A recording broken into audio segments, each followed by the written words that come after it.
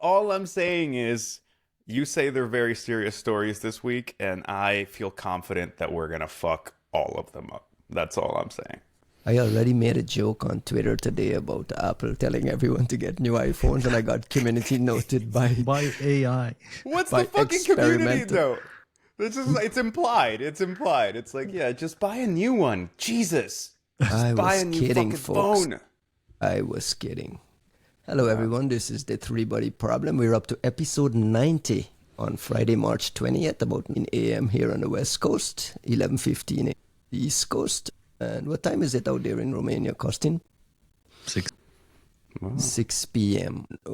Colleague of ours on the great team, a member of our team who actually made the team great, Sergey Mineev, passed away this week. Suddenly, I just got, I don't do well with news of death. So this one, I got really, really shook by this one. Mineev was, how old was he, Costin? 40? 46. He's not yet 50, right? No. Born in 80. Born in So 1980. 46. Yeah, 46. Sergey was a Russian APT hunter who was described by everyone who knew him as the GOAT. Really, really one of the best. That phrase gets thrown around a lot by, you want to impress people. Kostin, why in your mind was he really, really the GOAT? I think he pretty much defined and kind of created this art of anomaly hunting, the finding of the needle in the haystack. This is what he was like really, really good at. And when I mean he was really good at, I mean he was pretty much behind all the big discoveries that we announced all these years. Pretty much every single one, like you can imagine, it always started with a message from him, an email, a message. Hey, I found this, take a look. Or I remember like one of the most famous messages he wrote me. He said, hey, I think I found a new Turla module or a new version of Turla. Can you take a look? It wasn't Turla. It was one of the drivers used by Equation Vector, one of the malware samples used by Equation Group.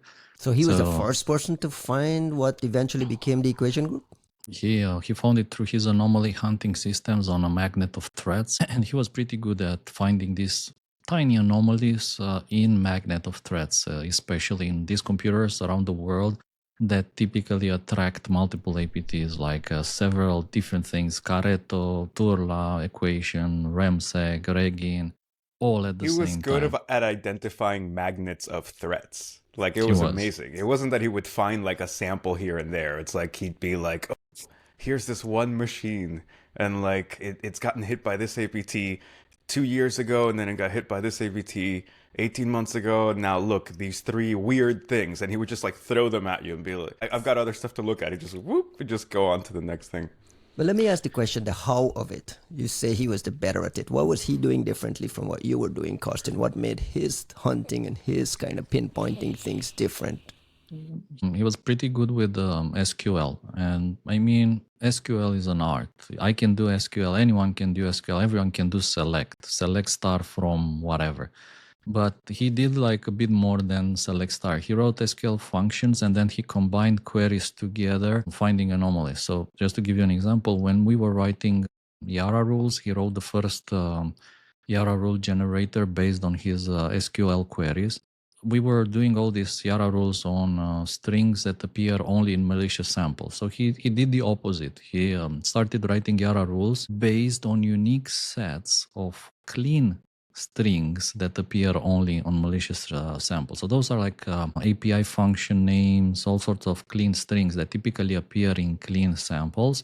He would find a unique combination of these clean strings that only appear in malicious samples. So the opposite idea, kind of counterintuitive, but he could do that because he had this mastering of SQL, of anomaly hunting, and these huge databases that he put together of clean strings, malicious strings, clean samples. He would, classify pretty much every single he received. He gave it a tag, he put it in a collection, extracted all the strings, manually processed like hundreds of hits every day. To send us one of those emails with goodies, he would go to 200-300 failures every day. But two of them, they would turn out to be gems. And I think there's still cases, by the way, that he found that we never found out what were those, or are they an APT, which APT. We never described them in detail because we had no context. It was just like one of a kind hit that you have no idea. Is it like part of a bigger attack? Is it a one of a kind tool? What is that? We have no idea. So there's still mysteries that Sergey found that are still completely unexplored, unsolved, and undescribed. It's amazing to me that how he was so brilliant and was such an important key member of the team when we were doing these investigations. I remember I would wake up in the morning and Kostin would say, Mr. Mineev is doing his thing. We will find out tomorrow. Or no. Or you would say, we're working on this thing. We're working on this report. Don't touch this part yet because Mr. Mineev is doing his thing. We'll get some answers tomorrow. And his thing was usually, this kind of fine-tuned hunting. And more importantly, he never wanted any credit for anything. Didn't want his name associated with anything. He was kind of a private, quiet, very funny, very engaging fellow. But this... And do you remember his presentation with the 1984 theme of APTs when he did like an overview of the biggest things he discovered and associated them to different characters or ideas from 1984, like a Ministry of Truth, giving a bit of background, a bit of light, what was behind all these investigations, how he actually came to discover all these big things, Remsec, like I was saying, equation, all the big things basically, and the methods he used to come by these anomalies. Dark Hotel is also another interesting case where he would have folks go to hotels in very, very specific places and get IP addresses to put into systems and so on, so he could track these things. He was like legitimately all about the research. Yeah, and he was kind of always on the front, pretty much, of research, coming up with new ideas on how to hunt for the next generation of things. We saw it like countless times how APTs tried to adapt to his personal hunting methods. They were like, absolutely, yeah. We saw it over and over that APT groups were Give me an example. Accounting. A good example was, let's say that he was hunting anomalies in generally small-sized files, right? Or he was hunting anomalies in files, let's say by hash, okay? And we saw APT groups trying to bypass this hash clustering method by simply increasing the file size every time the system rebooted. So every time the system rebooted, another megabyte was added to the end of this file that would change its size, it would change its hash, and kind of throw away his anomaly hunting / clustering. Because when you do anomaly hunting, it's, let's say, if you have a file which is on, let's say, one computer around the world, is not that useful in the sense that there'll be millions of such files that could potentially be nothing, like a program that maybe I compile myself. But when you have one of these files which appear maybe on 3 computers, and one of those 3 computers was hit by another APT before, then it's suddenly kind of interesting. So they were trying to mess up with his hunting methods by hash, by file size, by anomalies, by all these methods, different methods. So both parties watching each other. Yeah, I mean, I don't remember who wrote it on X that he was loved by friends and feared by APTs alike. Juanito, you might have taken his YARA training at some point, right? Because he, along with Vitaly Kamluk and Kostin, did. I mean, if folks came to SAS over the years and did YARA training, you would have passed through the hands of Sergey Mineev at some point. What was your favorite memory of working with Sergey? I mean, it's interesting because Mineev fed a lot. He was suspicious of you as fuck. Oh yeah, I loved it. It took me so much time to like get in good graces with Mineev, and I think the funny thing is I don't know that I got him to trust me. Like, I don't know what I would have done to get him to trust me as a person, but I think I was able to get him to trust me as a researcher, and that kind of paved the way, if that makes sense, right? Like, pop up with something interesting and just kind of like, he just kind of toss it your way and see what you did. Right. And being able to come back, for me, a lot of my career in Great was trying to impress Mineev or trying to find something Mineev had not already found. Like the amount of times I would show up and be like, look at this cool thing. And he's like, oh yeah, it hits these rules, it tagged these things. Like, look at this signature art. And you're like, okay, what else? Thanks. And a part of that was, Kosin talks about Mineev coming up with these different ways to hunt. It got really, really interesting when he started to automate some of the things that were working. So he created the system called Alice, and he'd named them after women. I mean, truly adored Alice. And you could essentially just go in there and be like, I'm interested in this country, or I'm interested, in something to do with this, or look, here's a sample, like show me the unique strings, write me a YARA rule, like what else is related. So I would spend nights just hitting up Alice all day and like registering for different countries, and then like what came up, and like, okay, I'm gonna go check on these. So I was obsessive about trying to figure out what was in there. And I think Mineev really appreciated that somebody was actually kind of like playing with the tools, and it became more of a dialogue. And I think that's how I was able to build up that relationship. And I mean, I learned a lot, right? Like all of the YARA magic from the training was, I think, mind-blowing. It was like really interesting in the things that, like the style of thinking, right? There was this rule, I remember, it was a condition-based rule where you would check the timestamp of a Windows executable and the bitness to see if it was 64-bit, and to see if the timestamp implied that the file had been compiled for a 64-bit architecture of Windows before the first 64-bit version of Windows had ever come out. And like shit like that, and it would just pop up really interesting things. You're like, who's making 64-bit Windows malware that like is time stamped in this very particular kind of way. And so there's a lot. Like I could talk about like Project Sauron stuff. I think I think I only surprised Mineev really one time ever with any finding, which was probably Duqu 1.5. I know like Kosin, you were in there for that one. I think it was the only time I think we showed up with something, and he's like, no, wait, yeah, wait. And like you could see like the query starting to come out, right? No, it didn't. It was like the one time I'm like, we did it. I can retire, right? One of the things that came up to mind during just kind of like this memory of Sergey Mineev is the burdens he carried. And I say that, Juanito, with your, over the years you've warned about fourth-party collectors, and we're becoming information brokers. And then Sergey became one of the more important information brokers and must have been carrying a lot of burdens around like reporting APTs to certain places where if you report it, it's a problem. If you don't report it, it's a problem. And now you're caught between a rock and a hard place with things that you really can't discuss with other people. Costin, I'm sure you've run into some of this yourself. Anything to mention in that front?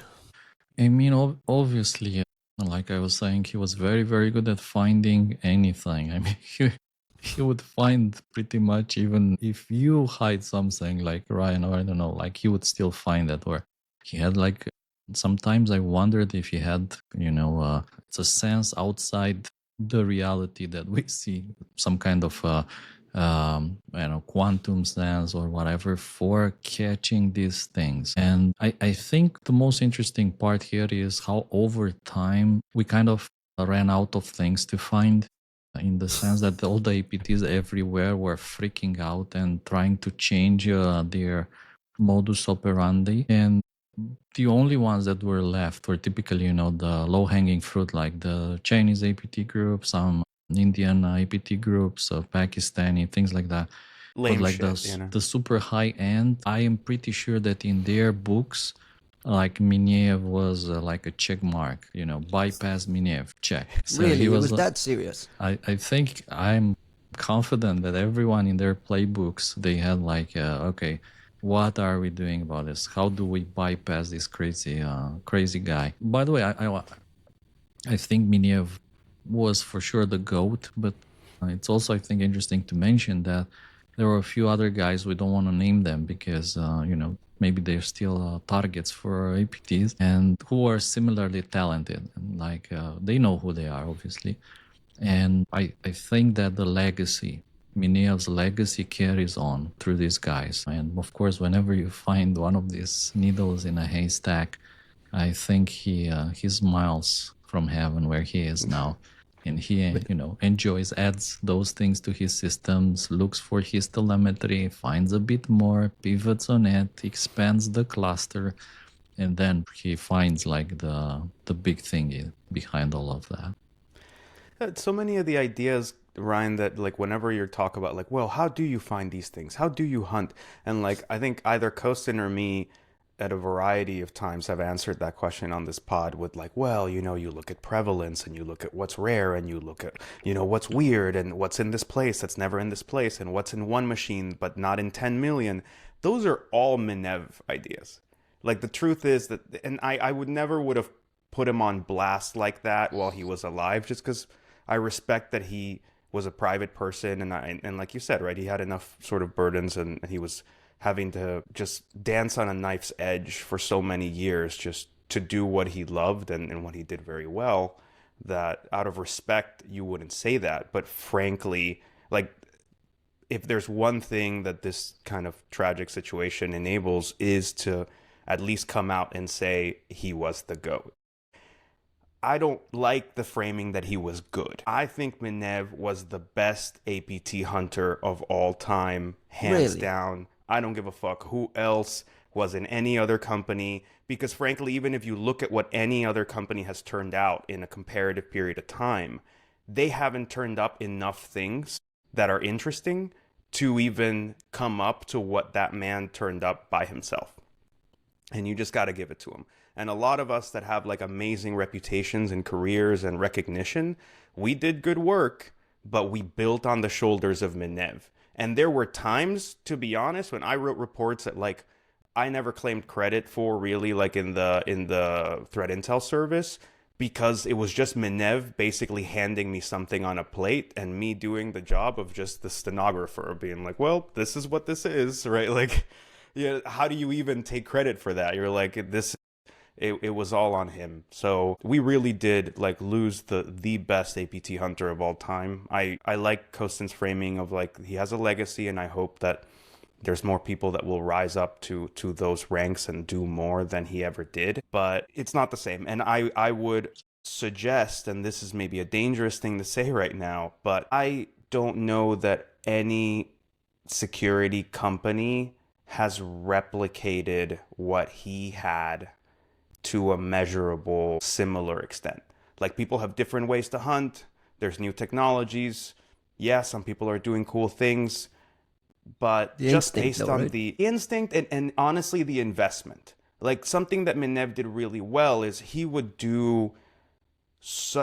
get such amazing results with like the spare parts and tools that were in front of him that it made perfect sense to invest into whatever the fuck he was doing, right? If he was able to do this, in a cave with a box of scraps, if the man wants a fucking like server or whatever, like, do whatever the fuck he wants, because he's just shown you what gold he can turn up with like a shovel and some toothpicks. And I think even now, and I've tried to do this at multiple companies since, where I've shown up and said, guys, look, I've seen it done. If we just try to make our own version of this, the stuff that's going to come out will like astound you. And I have had such an uphill climb, and in most cases I never got there. Like, I never got to just I'm not saying, dude, forget that. I could not pretend to do what he did. I'm saying I was never able to even convince these places to invest into the things that he was able to build from scratch. And if we had, I can't imagine the kind of shit we would have turned up, because at the end of the day, we're saying he was able to do all this with a very specific set of telemetry, with a good one, but a very specific one. And that's not all of CrowdStrike, all of Google, all of whatever, right? So I can't imagine if he had ever made it to work at a place like Google, we never would have heard what he found, but it would have been really interesting to see just what he could have turned up out of there. You remember, by the way, also, so he was a super big fan of Microsoft SQL. Which is strange, like, because typically, people like, whatever, Postgres, MariaDB, Elasticsearch, one of these things, Hadoop, but he loved Microsoft SQL, and I think he leveraged all the functionality in Microsoft SQL more than pretty much anyone else. So he was running all these huge, hundreds of billions of rows databases, like very carefully. And I remember people were coming to me say, Mineev needs another server, approved. Mineev needs another 2 servers, approved, whatever he needs. Mineev needs four new servers, approved, doesn't matter. Whatever he needs, because for sure, like, I knew that if Mineev gets 2 more servers, he will find 2 more big things for, at least, if not 20 more big things. And obviously those will power our research, we'll have more reports, customers will be happy. And one of the things that customers kept saying, they said the reason we buy your private intelligence reports is you have unique stuff. I mean, everyone else, or 90% of the stuff everyone else writes about are known threat actors. Some update on something activity, some update on APT 15 activity, some update on SOFOC activity. You guys, every now and then, you have these gems, unique things that nobody else knows about. And those are the most valuable for us. And this is why we buy your threat intelligence reports. Well, which is, again, a very interesting angle nowadays, when most of the reports that you read in the news are about some known stuff. I think it's very rare that you get to see this kind of thing like Corona or DarkSword, but I think they are kind of seeing a revival, perhaps, because you see like how excited people are when something new drops in the news and there's like some new research or some new samples. Everyone is super excited. Not to say that obviously it's important to keep track of known actors, but the amount of new things needs to stay consistent. Otherwise, it means you lost visibility for new actors. Sergey Mineev, rest in peace, my friend. He's got a 17-year-old son in university now. He actually got a chance to meet the kid, Nikolai. Hopefully Nikolai gets to listen to this episode and understood the mark his dad left behind. All right, I think we can switch a little bit to the news. Before we get to the news, Juanito, what did you think of Nebula Fog in San Francisco last weekend? Bro, how are you going to take me from that fucking bummer, like, sad moment? I've already cried enough on, like, fucking open calls with everybody before. Nebula Fog was very cool. I'm glad I flew out there. I'm glad, we got S1 to sponsor, and it was interesting. Like, I wish it were longer, if it makes sense, right? Yeah. Like, everything felt rushed. It felt rushed. Well, it felt rushed. And I guess, like, in a hackathon, you're supposed to feel that, right? Like, you're supposed to have that pressure. But, like, I almost wish it gone, like, overnight. Like, I almost wish we'd had, like, a second day. Because I was in a team with Nicole Fishbein and Alex Perez Palma and Chris Neckar. And, like, we had, like, a lovely combo of, like, just the right different skills to try something. But we sat down and, like, these guys are like, all right, you've got, like, 5 hours.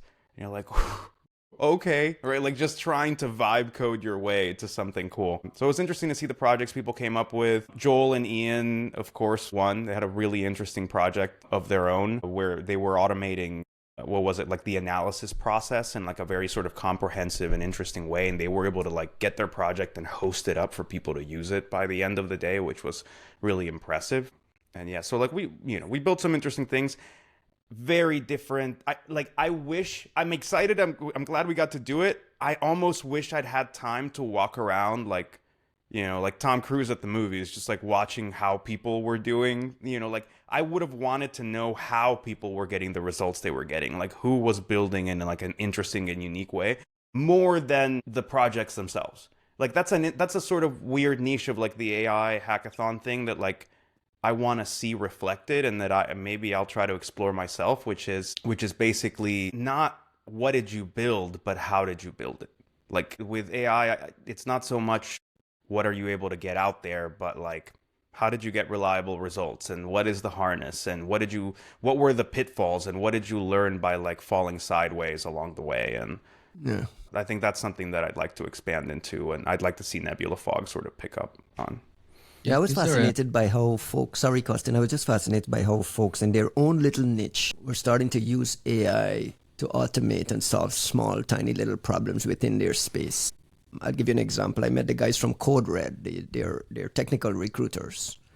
And their project was, let's like physically interview someone, verbally interview someone, get the transcript, and kind of automate a whole batch of things they do in their process manually around just hiring people. And when all resumes are AI created and all the resumes are perfect and pretty, like how do you manage that thing? So just little things in use cases in some weird, odd places, and having an idea about how those folks were thinking about it and how they were thinking about vibe coding and using AI to solve some of these problems. It was really fascinating to me. We had a kid there, I think, must have been a teenager, that wrote multiple agents to help him make decisions across the board, and then the agents started bribing each other, and he was actually showing how he had found these things, and it was really, really interesting to me. It's good to see people on the front lines in the early days just experimenting at whatever it is, and hopefully this hackathon scene can build up. Costin, you were going to say something?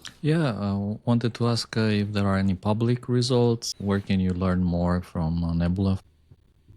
I think the Nebula Fog AI website, all the results are posted there.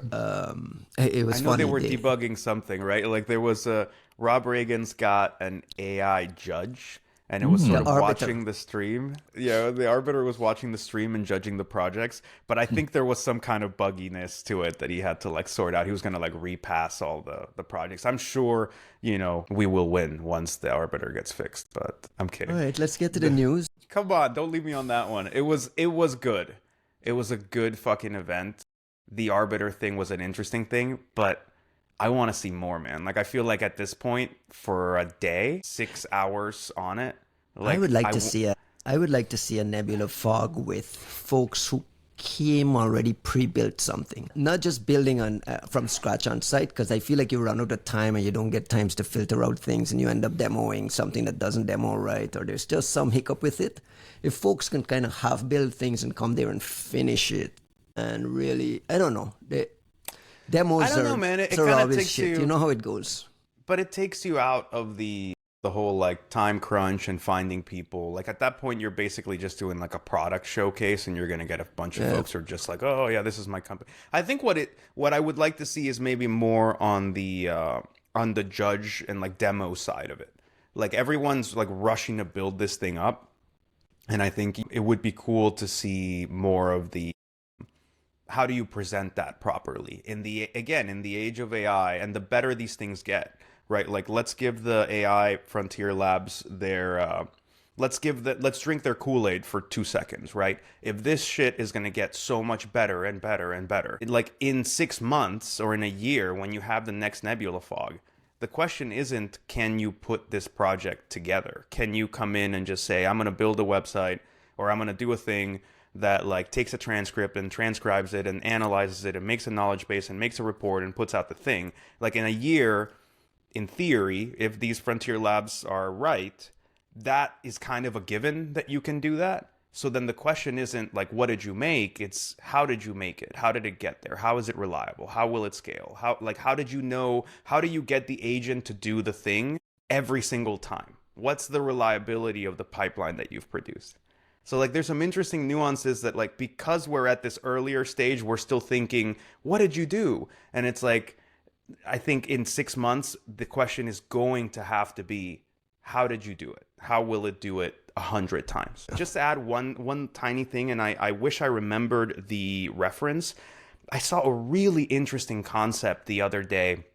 I don't remember the name. I got to go Google for it. But like somebody had put up a CTF, and it was an AI CTF.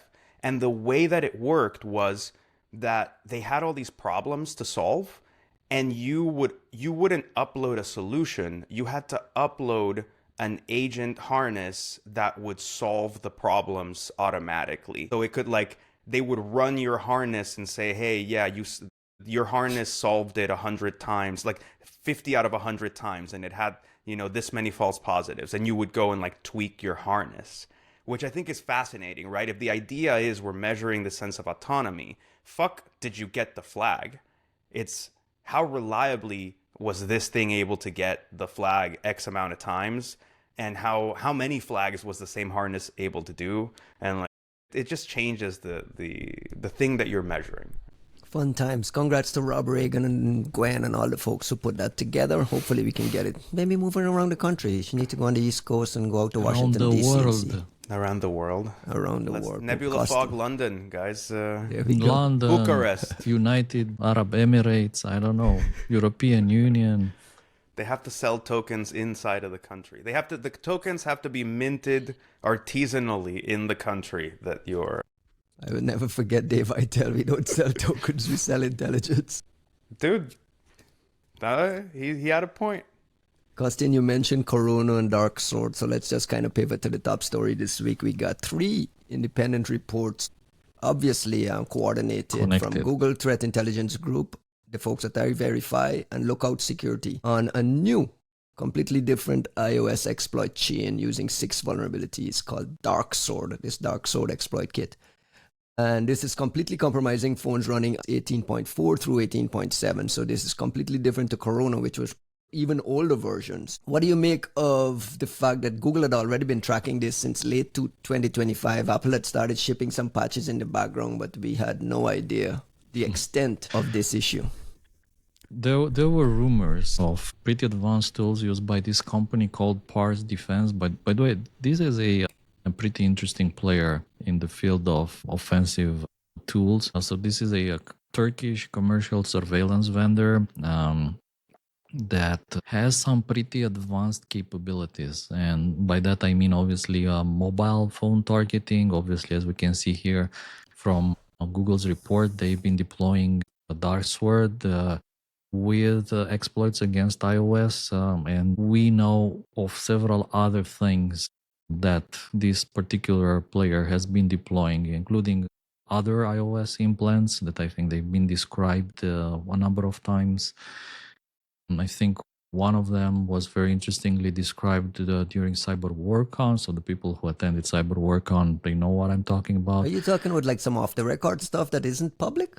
As far as I remember, it's not public, yes. So that's why I'm careful here. I know. I'm trying to understand why you're like being cryptic. Okay. Ryan has no patience for this shit anymore. Like, the audience is thinking the same way. Off, says Ryan. Like, it's just fuck you guys and your secrets. Just explain it. I have a lot of respect for people's research and discoveries, and if those people who discover things they didn't publish about it, I don't want to burn it. If they want to publish it, I think that would be awesome. But I'm careful because others have done this to me, and it sucked. Gotcha. I was working on something. I showed it maybe at a private conference, and then someone else comes and they speak openly about my research, and they kind of ruin all the tension and announcement plans and whatever. I don't know. When you're being cryptic with me, I just want to know why you're being cryptic. You can just say I'm being cryptic for no reason, and that's fine too. I'm cryptic for no reason. I like that. And this in particular, this is an interesting package. It's quite so different from Corona in the sense that Corona was this super sophisticated work of art, in my opinion, my humble opinion, which was super low level, like this combination, because you know that on iOS you need multiple exploits to be able to run code on the device with full capabilities. You need all these huge chains and kernel mode and bypassing all the mitigations that Apple put into place, like PAC and pretty much everything else which they built into iOS. That's why Corona was such a sophisticated package. This DarkSword, on the other hand, is a large package of JavaScript with no binary implants at all. A very, very interesting design choice in my opinion, but obviously it kind of goes around this problem that needs to be bypassed otherwise. Apple's mitigations that prevent this unsigned native code execution. By the way, that was also one of the issues that was flagged by people with this other story that I mentioned, like they didn't quite figure out how the implant would be able to run without additional exploitation or things around it. What was interesting also here, that in addition to this Parse Defense company that I think we're gonna hear more, and I like the fact that our good friend Felix Aime from Sequoia posted on X a number of additional IOCs where he actually linked Parse Defense to CTurtle. And I thought that was like really really interesting because it was this suspected Turkish connected APT that has been around for some time, but nobody linked it before to Pars Defense. So that kind of connection with Pars Defense was very, very cool. And of course, what was interesting here, in addition to all these details, is the fact that, again, we're seeing the proliferation of exploitation kits. We're seeing multiple threat actors leveraging this DarkSword kit.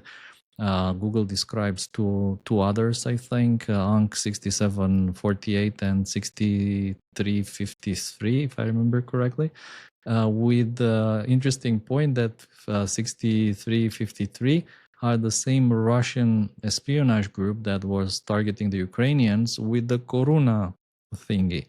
So what does that tell you? Lo and behold, like this threat actor has multiple exploit kits. No idea where they were acquired. And doesn't have the sense not to use them. the same fucking links so that people who are already watching you don't find the next exploit kit. Please, what does that tell you? Please keep doing that, yeah. Because there's some major OPSEC mistakes also flagged here throughout this thing here. But what does that tell you about the adversary?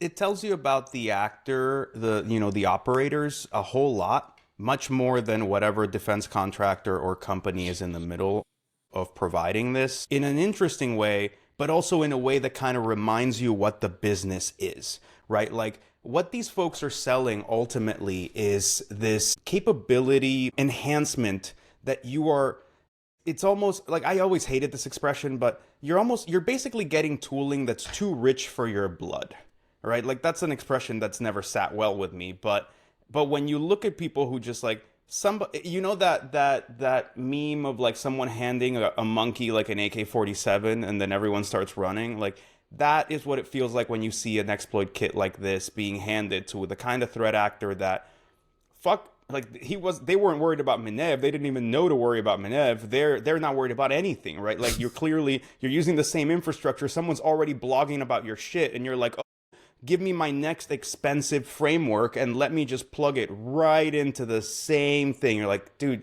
you guys don't give a fuck, right? Like that is, you do not care about this investment. And it also says something to me.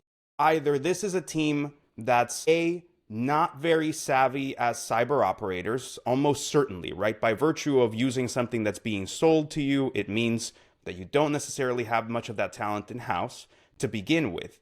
Then I would also say it seems like it's a team that's not too stressed about resources. Because if this was the thing and you were dead worried about like, if this goes away, we're fucked, you would be a lot more careful about how you use it. And to then say, oh, they went from one and here they plugged in the next one, okay, kind of proves the thesis, right? Like there's this notion that either you're very wealthy or you're coming by these things in a way that's easy come, easy go, right? Like the same way that we saw with Sophosy and the Toropov 0 days, where you're like, clearly you just beat this guy with a wrench or asked nicely and he handed you everything, and you're not valuing this the same way as if you spent $500,000 on each one. And then it reminds me of like the gift that keeps on giving, which was the hacking team leak, in that like, I'll never forget that, like the hacking team mechanism, the one that helped you build the backdoors, like when you click the buttons and it built a payload, it would put up this little screen and you were like, why the fuck is this thing popping up every time? But it would put up this thing that basically said, do not upload this to VirusTotal. And now when you look at this, like the emails, you go, because the Saudi operators, so these geniuses would buy this thing, they had all the money in the world, and they would buy this shit and they would make it and they'd be like, well, we should test if it works. And they'd fucking float it up to VirusTotal and they would have to shut everything down for all the customers until they could get their shit together. And that's the thing to be reminded of with these systems, right? When you're buying a capability like this, it's something that most likely is too rich for your blood. And the chances that you know how to use this very well are low, like to put it mildly.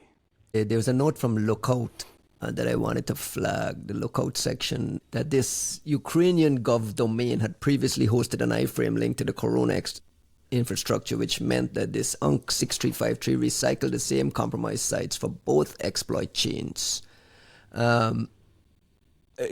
there's no cybercrime angle here, right? This is all, Costin, we think this is all APT slash There is this interesting surveillance. magic money cryptocurrency angle, which we have seen before with Corona, by the way, when it tries to exfiltrate, wallet information, cryptocurrency wallet data from Coinbase, Binance, MetaMask, Ledger, Trezor, whatever, which is interesting. I mean, one could argue that perhaps, well, there's several theories here. One is that these guys, they have a gig on the side, so they're like harvesting as much as possible, and whatever crypto you get from your enemies, that's a fair game. I mean, yeah. Bonus.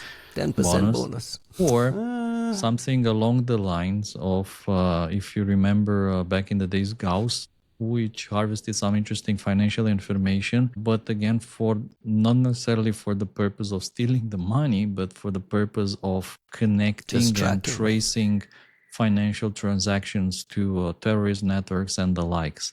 So there but I don't think that's what's happening here, right? I give you that. Or the same guys who do this with their like day job, they run the same thingy for their night job and trying to make a money on the side. Possibility there too, right? In a kind of, not very obvious way, a la, if you want, in the same style as APT41, barium, lead, they're doing like the work, the espionage work thingy for their government job, and then at night they're stealing in-game items with their WinNTI backdoor for profit, basically. What do we make of this UNC targeting Saudi Arabian users with fake Snapchat site? What do you guess believe is happening here? I mean, can you guess who the operator probably is? You tell me. Black Oasis. Yeah, every time. Oh yeah, Black Oasis. Welcome back. Yeah. It's just to say, like, there's some types of targeting where you look at it and you're like, this is so regional and niche, and historically the only people that seem to give a flying fuck about these sorts of targets is just like home country in a certain way, like maybe UAE, right? Like, but you're talking about like a very, not to make it so, like, obviously there's a lot of Saudi influence in the world, and there's all kinds of reasons why you would want to spy on like the cream of the crop in Saudi, but I don't get the sense that that's what this project is doing.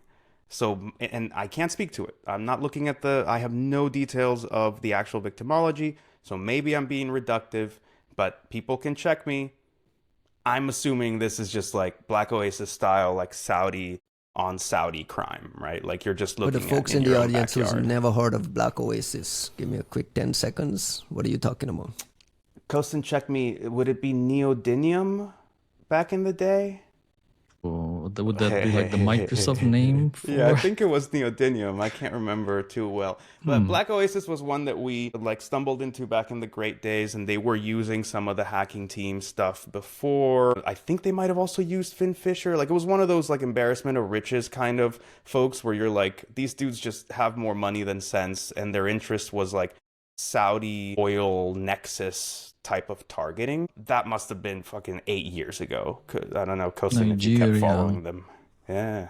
0 days. Also leveraging all these commercial platforms that were available. I think there's for sure an interesting angle here in the sense that these platforms must be available commercially for purchase from one source or another, right? They may very well be developed by Pars Defense. We don't know. Perhaps, they develop it and then they Turkey, sell it to Saudi Arabia, Russia, whatever, in a more or less official. Pars is more of like a defense contractor, right?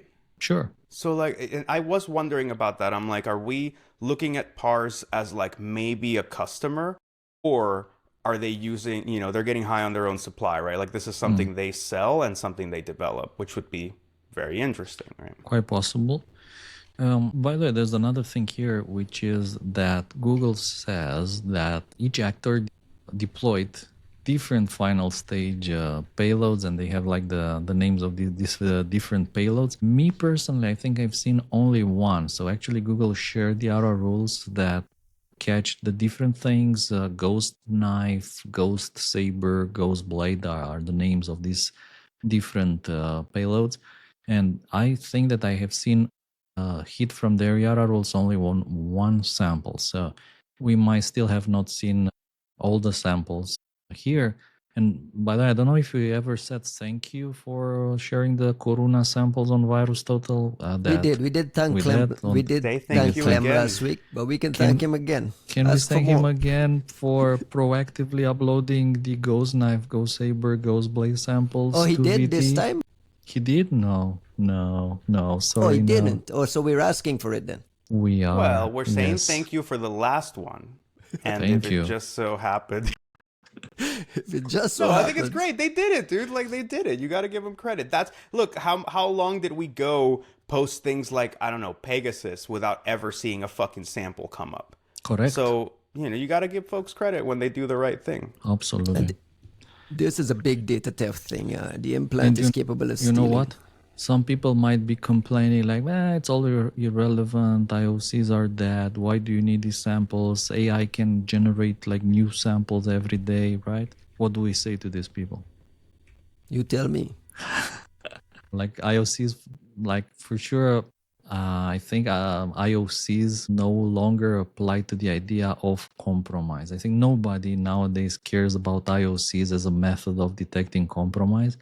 You care about IOCs as a method of finding the Pokemons, like clustering the Pokemons together and fetching the Pokemons from VT or wherever. So this is why IOCs, they'll never be there in the sense of the need for IOCs. Like TTPs will never get you the sample. You still need the hashes. You still need the strings, the YARA rules, those kind of metadata and information that brings you the Pokemon that you can take, play with it, find more, pivot, do the Mineev magic, find the magnet of threads that had all three of them, all three Pokemons, and then you find the fourth one, which nobody knows about. So you keep doing this over and over, which is this never-ending game of cloak and dagger, cat and mouse, mustard and ketchup. Are you plugging a Dave Aitel question here? Let me read the question. This, right? I don't know. I am.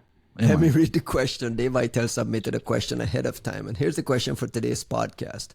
How does the introduction of AI change the very meaning of the word IOC when the threat intelligence industry can't even decide on a fuzzy hash that they want to adopt? Juanito, you answer. Fuzzy hash. Yeah, fuck the fuzzy hash. Well, so I think that this is kind of it's a tricky question insofar as I think it does something that Dave Aitel does very well. It's making fun of us while also inviting us to engage a topic in a way that he wants to think about it that isn't the way we're discussing it. So I can see why you would ask and essentially sort of highlight the irrelevance, the fuzziness, the indecision, the mishandling around something like IOCs in the first place. And this podcast is like a multi-year bitching fest as to all of the ways in which that stuff is terrible and has gone wrong. So I'm not going to really go further into why IOCs work or don't work. Fuck it. Like, we've been discussing this for a long time. There are written pieces. I think my 2024 predictions were about how IOCs were meaningless and this, that, and the other. At the same time, people adopt that the wrong way. They use it as an excuse to not provide IOCs when they're clearly available and useful. There's the real part of this, and it's all of its perverse incentives and all of the whatevers. And then there's what I think Dave is trying to get at, which I want to not just adopt, but actually I think I want to push it further than what Dave probably has in mind. Which is to say, I think there's a discussion around the proliferation of generative AI and how things like Codex and Claude Code and whatever are changing how we build things. And the idea being that the more successful these things get, the less static, not just indicators, but even components make any sense, right? Like, we're talking about something like Corona right now, and in a world where, let's drink the Kool-Aid for a bit, in a world where these things are perfectly able to create infinitely complex software, what's to keep us from having a Corona today and then next week remixing Corona into a whole different, whole new bird-themed component, right? And then you go, fuck the IOCs, what is it's not just that they're regenerating things. They were literally pointing at like the carcasses and the fossils that are sort of behind us because their speed of iteration has increased such that these things are not meaningful anymore.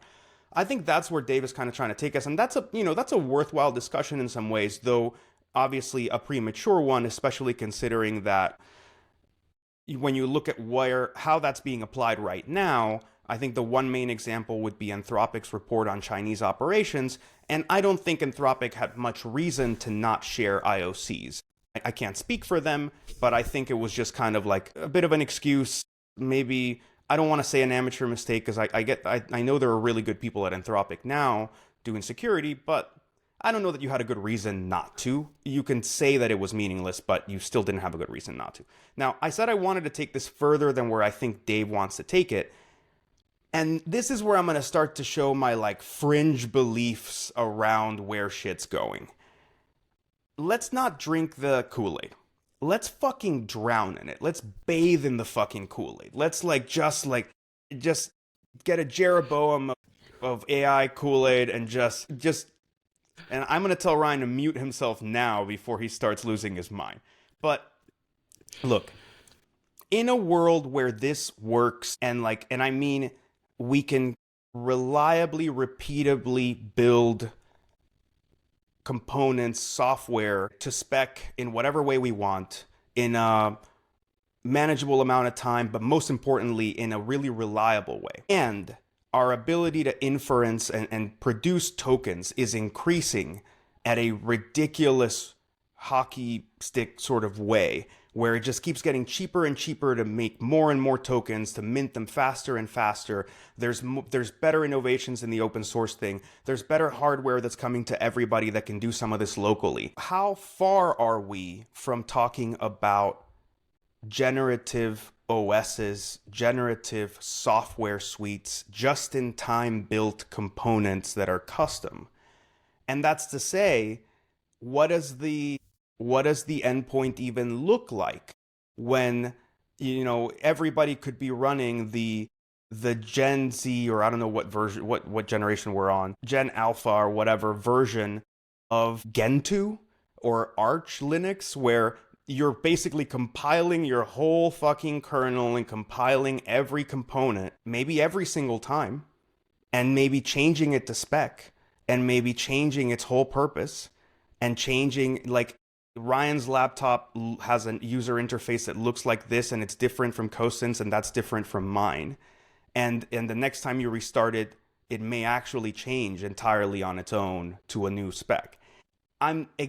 I said this, I prefaced this by saying this is drowning in the AI Kool-Aid. But in a world where, Dave feels as confidently as he does that we've cracked coding, we've cracked reversing, we're cracking these like lower level, in effect, production mechanics of the software ecosystem. And you listen to Dylan Patel and Rob Gilduda and some of these folks and the AI Frontier Lab folks, and all they talk about is megawatts and how inferencing is only going to get cheaper. Token minting's only going to get cheaper. It's only going to get faster.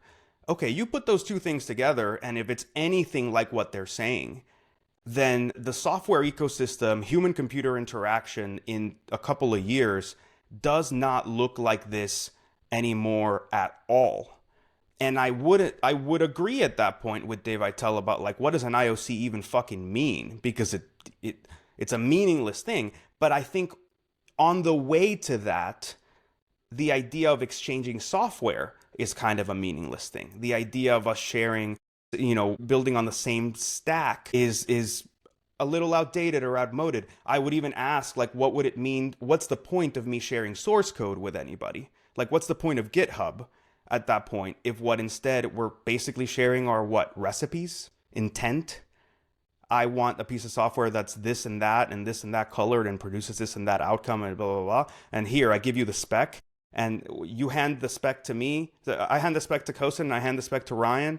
And one of them comes out with the tilted platform and the other one comes out with, Flame, right? Like it's same spec, same idea, same inputs and outputs, same contract more or less, totally different implementation. So what does it mean for me to say, here's a piece of malware, or here's a thing that we need to think about. And I'll stop there because it feels science fiction-y, but I'll at least say that like it's just giving people the premise. It's taking these premises that people are talking to us about every day and taking them to their furthest fucking conclusion. And my question then, openly to everybody, is fine, we'll give you that. For 5 seconds, let's assume that that's where it's all going.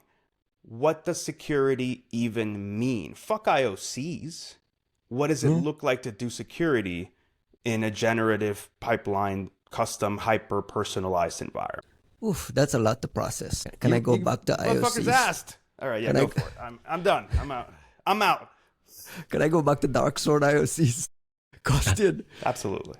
Costin, out of the 3 reports, did you get everything that you would expect? Are they holding back anything? What were you, I mean, what would you say about the quality of IOCs and hunting assistance? At least in my view, I think Google kind of brings superior hunting capabilities because they share these 4 YARA rules in there, in addition to maybe 1 hash. Like I said, I would take the samples over IOCs any day. So if there's samples, I take the samples. I am like, bragging about IOCs every day because I can't have the samples. But if we can have the samples, I would take the samples over IOCs. There's no reason to brag about the need for IOCs. What stops them from shipping samples here? They just did for Corona. Like what? I don't understand the equities of like, okay, I'll give you a sample today, but tomorrow not, and the next day maybe. There's still a small risk that your neighbor will take these samples and then implement his own website, ryansneighbor.com, which if you visit with an unpatched iPhone, you get infected with his thingy.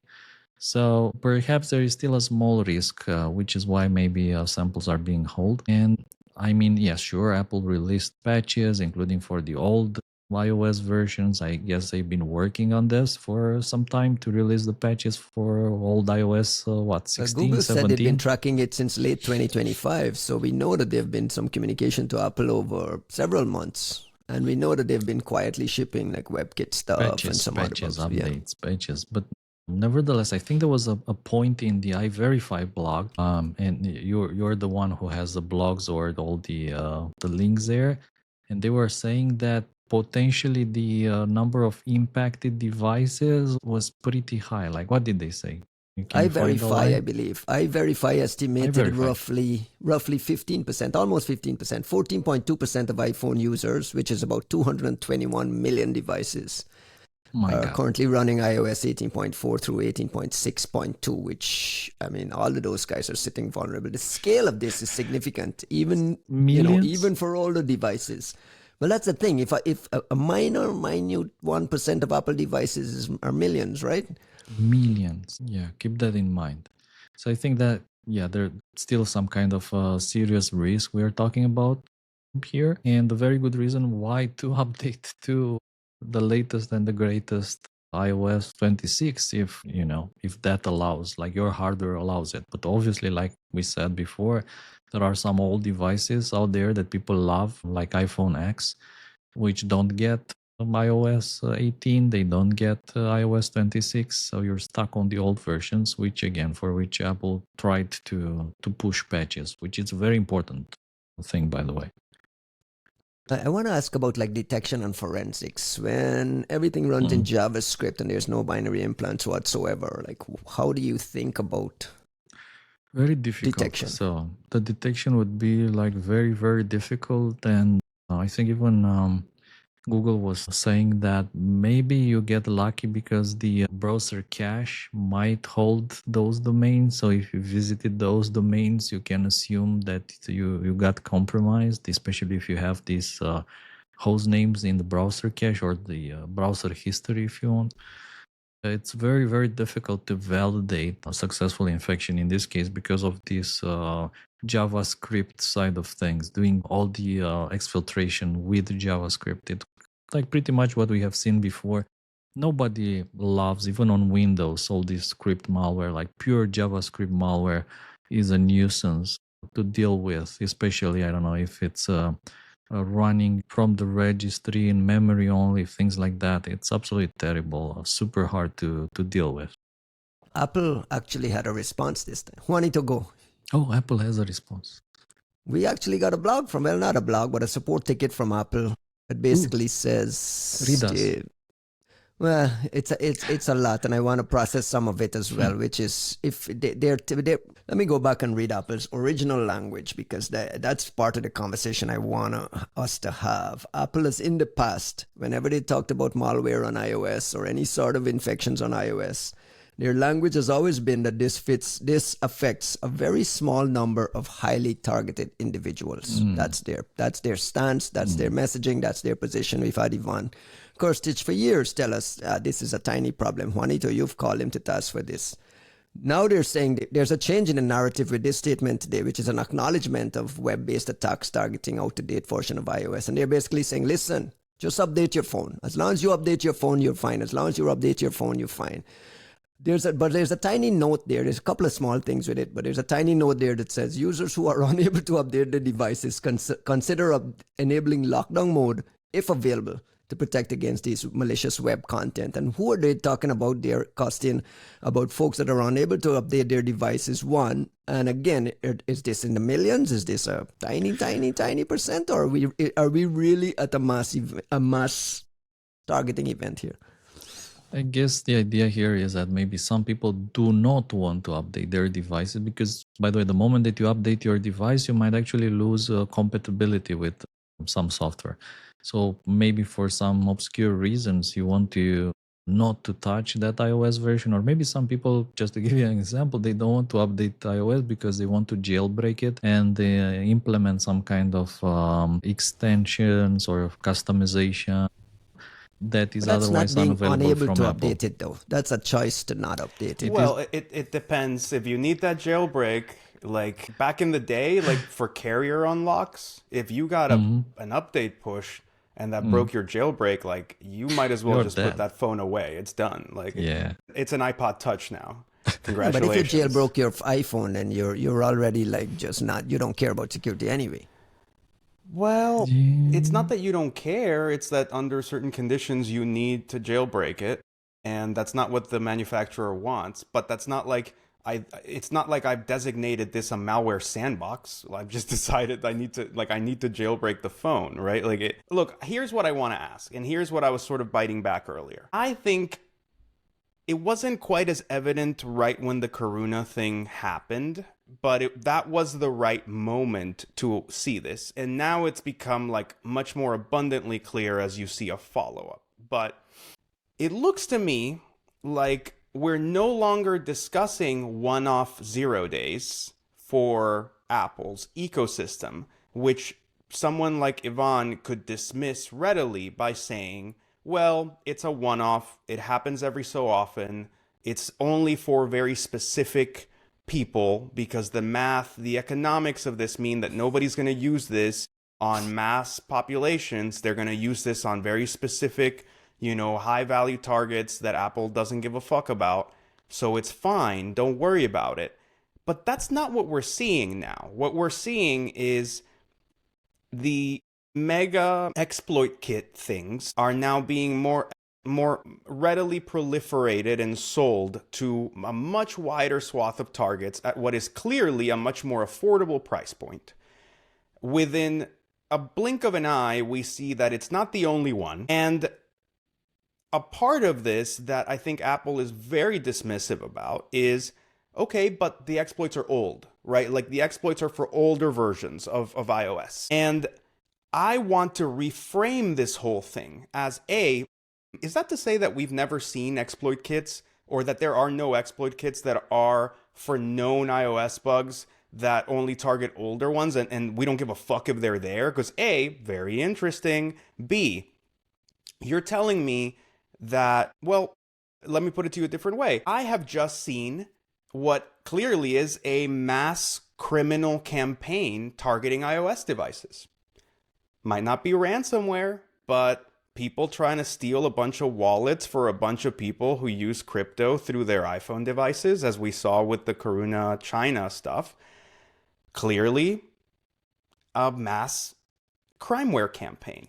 So I don't know that we should give a flying fuck how Apple frames it. They have just come and become a part of the most mundane world of the awful shittiness of managing cybercrime in an ecosystem.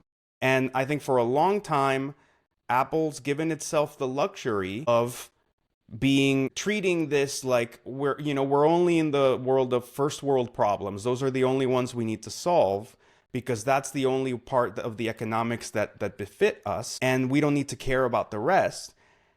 And that simply, probably wasn't true to begin with, is sure as shit not true now. And my question is, what does Apple pretend they're going to do about it? What is Apple going to essentially, are you changing your stance? Because right now, you look like the most truant IDGAF defender of an ecosystem, and you have just been shown how the emperor's,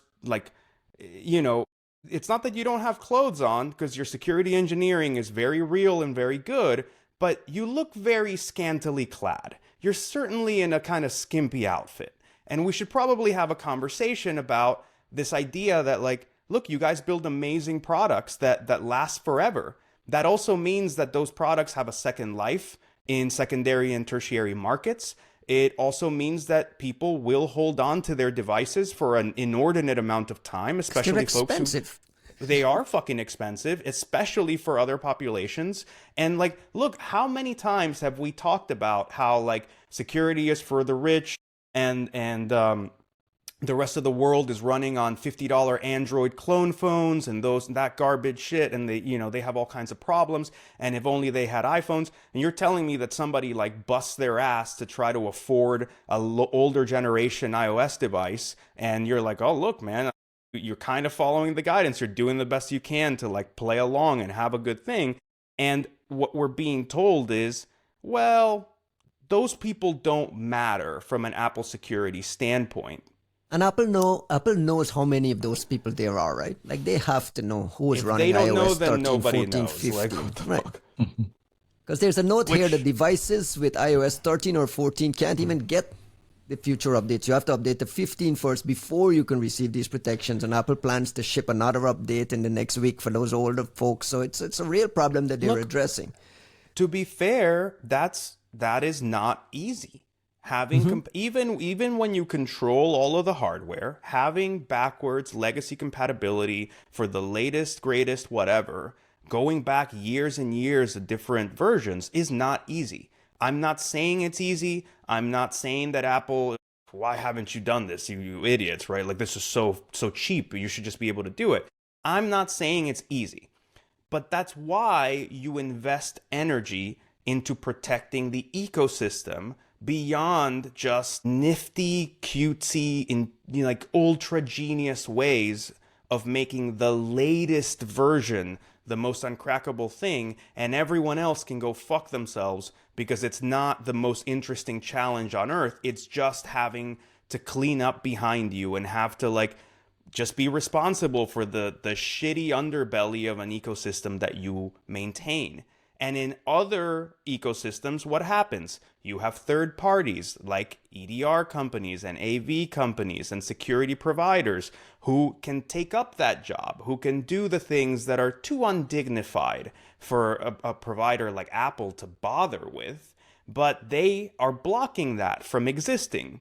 So, what are we going to do? Are you going to enable actual threat intel providers, actual EDR companies, and anybody else to help clean up the pond scum and the awful things and dregs of the ecosystem? Or are you gonna get off your fucking high horse and start doing some of that work yourself openly and show your work and ask for help and share materials and actually warn your customers and let them know when they've been hit beyond just some vague ass fucking announcement? Well, yeah, because that's what I wanted to touch on.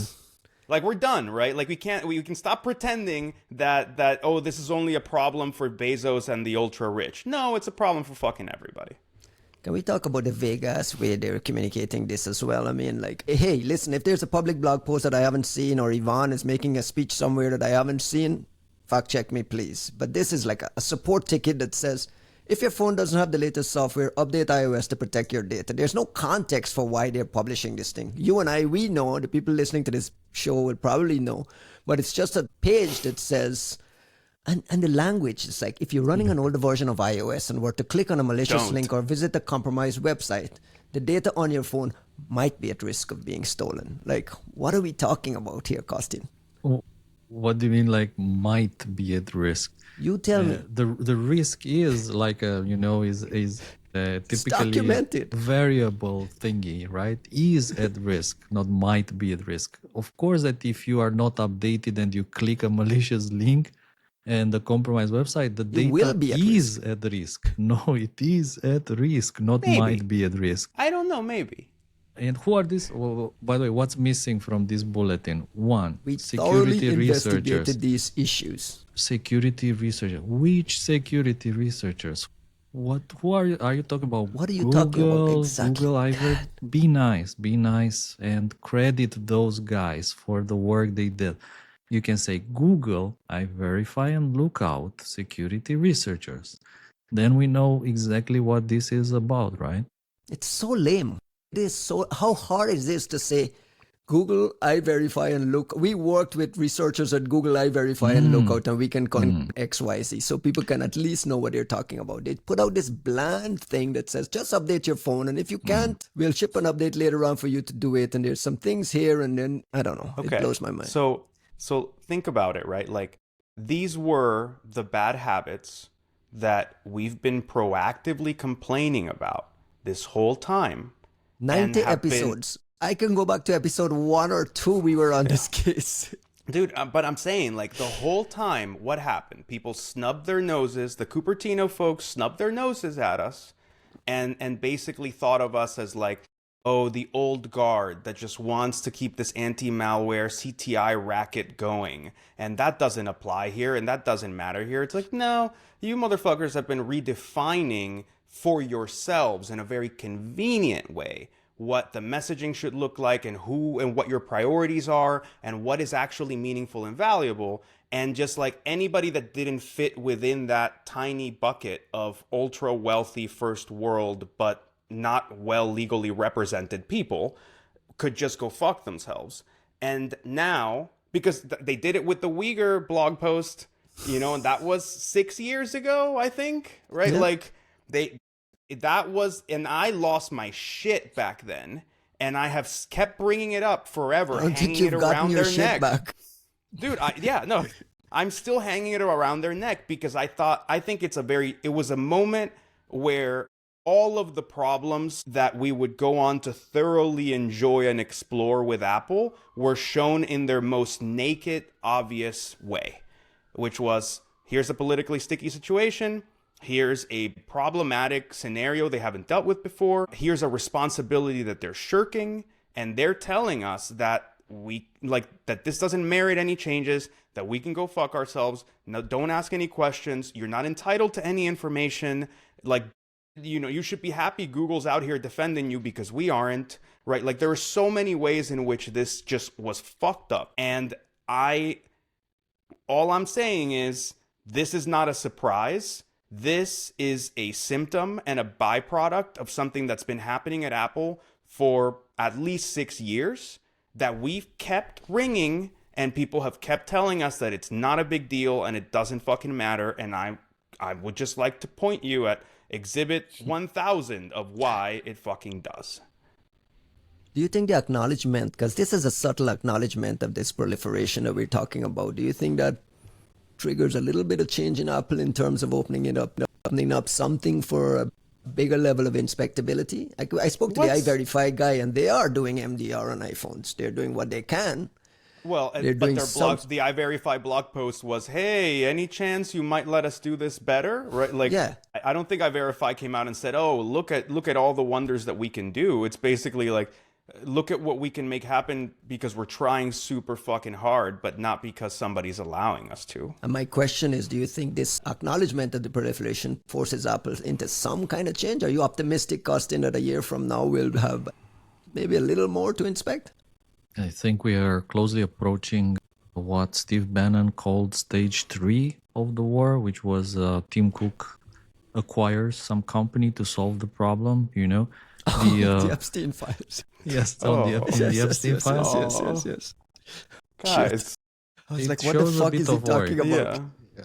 Of course, only the best. Only the best. I think it shows a bit of worry. I mean, we haven't seen this before, right? We didn't get this kind of support articles before from Apple. So to me, it shows a bit of acknowledgement, a bit of a worry moving to stage 2.5 out of 3, something like this, with stage 3 being they acquire a company that solves the issue. Acquire, I verify, and shut them up. Yeah. Absolutely. Yeah, exactly. It's like, what do we? God damn it! I mean, that would be easy, right? Acquire, I verify, shut them down, like problem gone. Done. And also Citizen Lab, if we can just shut those people up, that would be great, right? Like, I'm just saying, at the end of the day, we're getting to the point where they can't keep the toothpaste in the tube anymore. And I'm kind of glad. I'm not saying that I'm glad people are getting popped. I'm saying people have been getting popped. Like my comment earlier, you're telling me that there were no exploit kits that were taking advantage of older bugs for older iOS devices? Yeah. And if so, I mean, really just the lack of creativity, or like what's going on here? Like why didn't we see this? And my guess is that we have. My guess is they definitely have, and the consensus is just kind of like a meh, you know. And they know. We don't need to talk about it. If anyone knows, Apple knows. You hope. And if they didn't, that's part of the fucking problem. And if they did, that's part of the bigger problem. But Apple has a lot of fucking problems. Apple security is way too comfortable with itself for an organization that has like clear foundational mistakes as some of its core tenets. It has some unbelievably good thinking when it comes to security engineering and hardware and how it comes together with software, and they've made amazing things happen. I am not taking that away from them. But never has anybody looked at Apple and said, well, look at that threat intelligence giant. Look at these people that just know everything that's going on. They are just on top of it. They just fucking know everything. No, absolutely not. They have been cutting out both of their eyes for years on end and telling people to shut the fuck up and just pretending, oh, this one, that one, it's not that big a deal. Oh, and the next one, also not a big deal. Oh, you think that's a big deal? Not a big deal either. And you're like, well, when does it rise to the level of you giving a flying fuck? Is it, because as long as your stock keeps going up, it sounds like never. Gustin, last thing on this, we're an hour and 22 minutes in, and this is the first story we've touched on. Last thing on this, how many of these exploit kits you think are still out there undiscovered floating around? Ooh, they have dozens. to be, right? Dozens more. Maybe not in water. Like, remember we discussed the idea of water holes being not more like, I don't know, 2020 level technology, that the modern, all the sophisticated threat actors, they don't rely on water holes anymore because this is how you get your exploits burned, and here's the proof, right? But if you're speaking about pure water hole exploits, I guess there must be like a handful more out there. And but actual exploit kits in circulation, exploit overall, kits, dozens. There must be dozens from all the companies that we know. I mean, we know of all these PSOAs out there, which all develop different frameworks. All of them have their own frameworks, and those must be deployed on the internet. The only difference is, of course, the targeting, the way that you get people to visit your URL, be it some kind of piggybacking on a WhatsApp exploit, like adding someone to a group, posting a link in the group, or these kind of tricks. PK pass or other techniques that get someone to visit the link, versus just water holes. Because in general, I mean, the water holes are typically loud. I think the only advantage here is that because of the lack of telemetry on iOS, because of that, the water holes are much harder to detect. But I think there is a little bit of hope, and I already know people, and shout outs to Felix, our former colleague Felix Aime, who developed his Nightcrawler project back in the days that was supposed to find water holes. And I think there is potential now to develop crawlers thanks to the iOS VM technology that Apple recently made available that allows you to run a virtual machine with iOS on your Mac.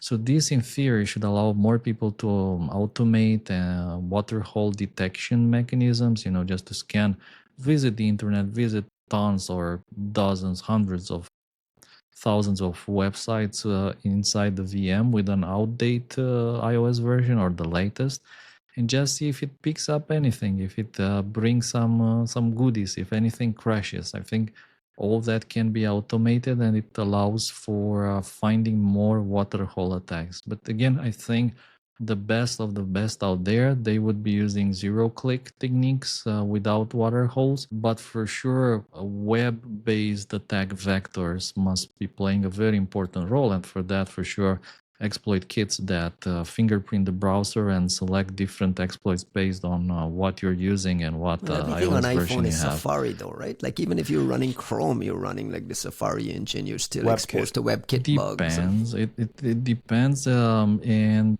it does help. We know of cases where simply running like Firefox, it meant that you wouldn't get exploited. So there is still some logic in running a different browser from the default Safari. There are exploit kits out there, and I think I've seen, by the way, there are some articles that were talking about this is the second exploit kit discovered. Like, this is not the second exploit kit. There's been at least 8 or 9 other iOS exploit kits discovered in the past. So this is definitely not the second exploit kit. Maybe this year, if you want to be more accurate. But there's been a lot, and they do all sorts of fingerprinting. Pretty much all exploit kits, they need to fingerprint the browser, the visitor, the iOS version to select the proper exploit for it. And this is where using a non-standard browser can help sometimes. Not in all cases, but sometimes. Yeah, a thought just crossed my mind. All these people with these old iPhones, like the batteries get degraded so bad that they're largely unusable. Like if I go pull old devices here, they're largely unusable. How do people? But I've seen people like Uber drivers, for instance, they use really old iPhones, which are plugged in all the time, right?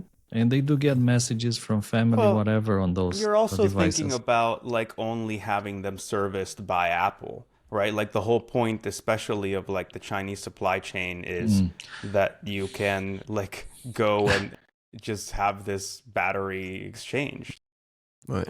But by the way, I just got like my old iPhone. The battery was in a pretty bad shape, so I went to a service to get it changed, and they offered 2 options. They said we can put a no-name battery in it, and it will be like $20, or we can put an Apple battery. We can put an original Apple battery, and it will be like what was it, $100. And I said, well, like, what's the advantage of the Apple battery if the not original one is 5 times cheaper? And they said, well, it doesn't blow up. No, what they said actually is different. They said updates might break it. So with updates, it might break your battery, and then the battery will last like 15 minutes or 20 minutes from a software update. So then again, that's like the other side here, that you might not want to update your iOS version because it will break your Chinese battery, display, or whatever component you had replaced in your phone, which is not original from Apple, is like counterfeit or whatever, which is obviously much cheaper, but a new iOS version will break it. I don't know if I'm remembering this correctly, but I don't know if it was a conspiracy or Apple confirmed that they were degrading batteries. Performance deliberately. Maybe I'm wrong. Apple people are always fact checking me, and I fucking hate it. Like, well, they only fact check you about the things that they're proud of, right? Like they keep their mouth shut about everything else. Like I remember the story, and like just again for fact checking, what they were doing was slow down iOS a bit. Why? Because they said, well, the battery degrades in time, so if you want to maintain the one-day performance, we need to slow down your system a bit so it draws less energy from the battery, which is already degraded. So that makes your phone look a bit slower, and after like 2-3 years, your phone is suddenly much slower, so you need to buy a new one. But it lasts all day, just like they said. You don't have to go replace the battery, right? Like it's. All right, look, folks. No. Wait. Here's the thing, right? We've seen all kinds of amazing. Today. No, we've seen all. Yeah, we can. I don't give a shit. But like, we've seen all kinds of amazing talent go in and out of Apple. But like, this is a management problem. This is one of those moments where you need. I like that. Someone this is a Apple, management problem.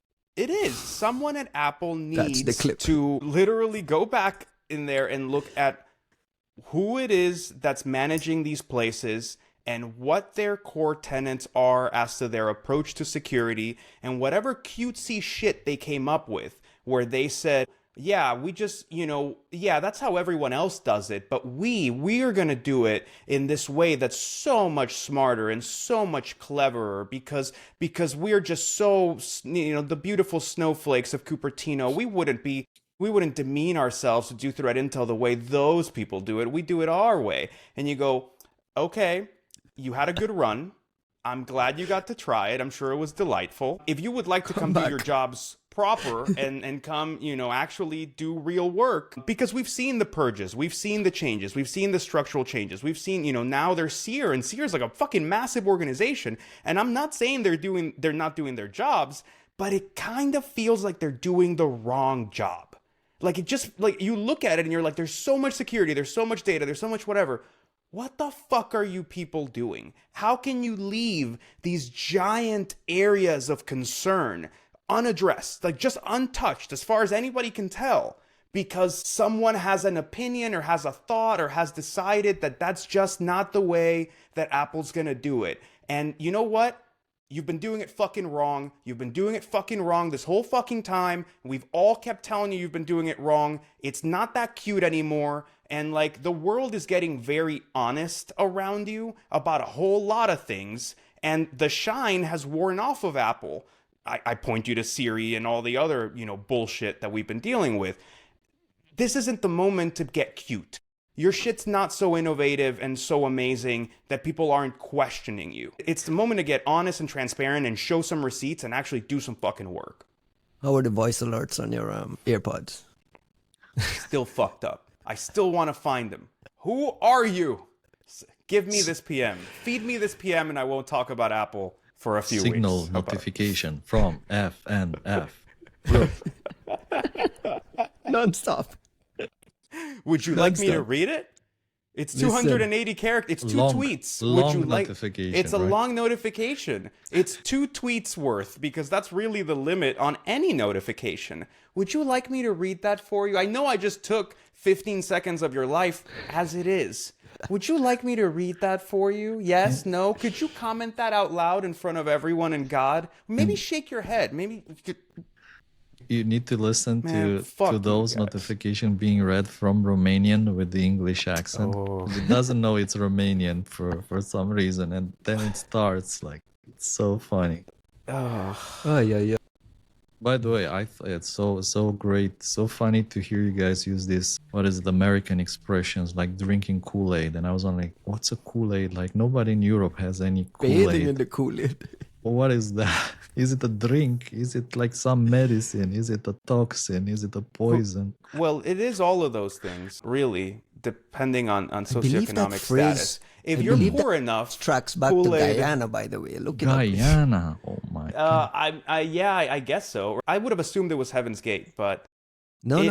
Jim Jones and Jonestown was this cult that in the 1970s took hundreds of San Franciscans, Americans down into the jungle of Guyana and had them all drink from a vat of Kool-Aid and committed suicide. So there was this massive suicide cult. Wow. Yeah, and so I believe, I could be wrong, but I believe the phrase drinking the Kool-Aid comes from that instance. Anyway, sorry, go ahead. Yeah, drinking the Kool-Aid being like you're so bought into the idea, the bullshit that somebody's selling you, that you're willing to like drink Kool-Aid that will kill you. Right. Yes. I think it's a very appropriate expression in everything we're discussing. Very last thought I have, and for my journalist friends who we all respect and I adore the work they do. when Ivan and Apple comes with their memory integrity enforcement or their bug bounty program increase or whatever their PR thing is, you guys are all in a line to give them these fluffy profiles and write these long articles in Wired about how amazing Apple is at security. Ask some fucking hard questions once in a while, right? You're trading this kind of access to Ivan for some puff pieces. Every now and then ask some hard questions, because there are a lot of hard questions to ask. That's just my little beef with some in the journalists. I like some in the journalist community. The Trump way of answering tough questions. Who are you? Who are you with? You guys are fake news. Or yeah. That is a very low IQ question. That is a very low IQ question. It's better than you are stupid. If any president in the history of the United States would answer that question, they shouldn't be president. So I'm not going to answer it.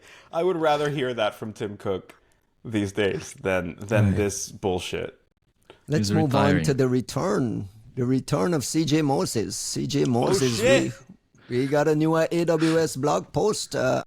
Amazon threat intel actually discovering that this Interlock ransomware campaign had been targeting enterprise firewalls, including they're using their Madpot honeypot network to discover that this Interlock ransomware group had been exploiting a critical Cisco firewall management center vulnerability a 0-day, more than a month, 36 days before Cisco publicly disclosed the bug on March 4th. Pretty interesting finding, pretty fun report from them. The thing that stands out to me, Costin, is a ransomware group sitting on genuine 0-day for Cisco firewall management product. I mean, that's a level of capability we don't usually assign to ransomware groups. Did anything stand out at all from this report to you?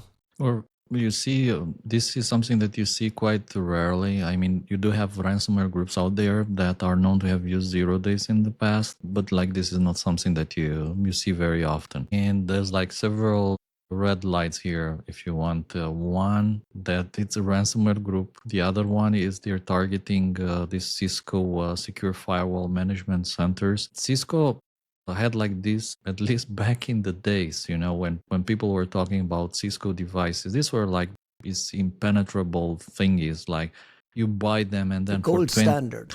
It's a gold, yeah, they're like, you know, the impenetrable walls, and you deploy them and for 20 years they don't need updates, they don't need patches, they just work and they're like super stable, super reliable. So seeing that Cisco is also moving in the direction of the market nowadays, which is defined by Ivanti, Fortinet. Yeah, it's perhaps a bit worrying, if you ask me. Of course, we've seen Cisco vulnerabilities as of recently, but the fact that this 0-day was used by ransomware groups.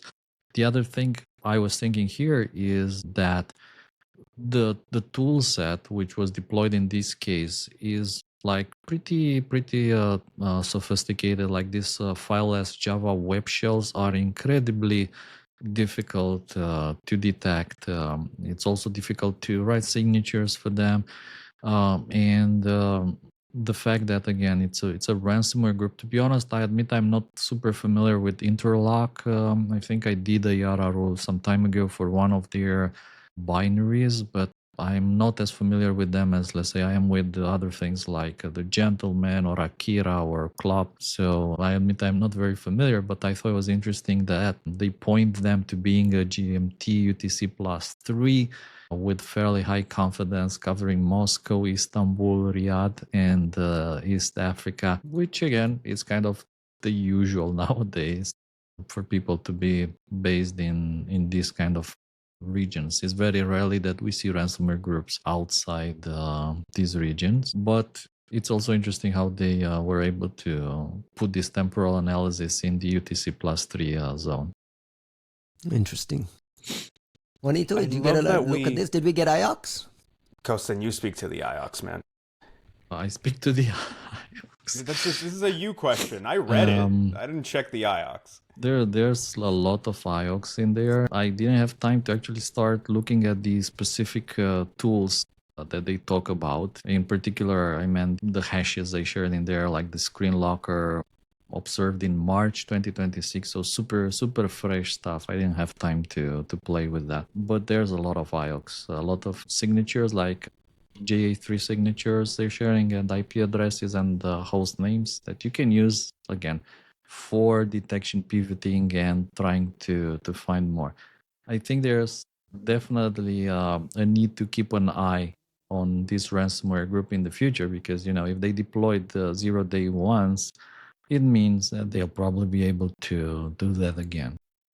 What's the advice for people running these things on their boxes? Apply patches. Cisco did ship patches for this vulnerability. Yeah, but being used as a 0-day means that you'd probably get compromised before the patch was available, right? So what is the post-incident? My advice is always the same. Focus on detection, log everything, make sure that logging works, that you have remote syslog configured with these devices, and that you can actually keep an eye on the alerts. Typically, when one of these devices they get targeted, the attackers usually trigger a lot of alerts. So from pretty much all the ransomware cases I worked on during the last couple of months, in every single case, logs were full of signs that something bad is going on.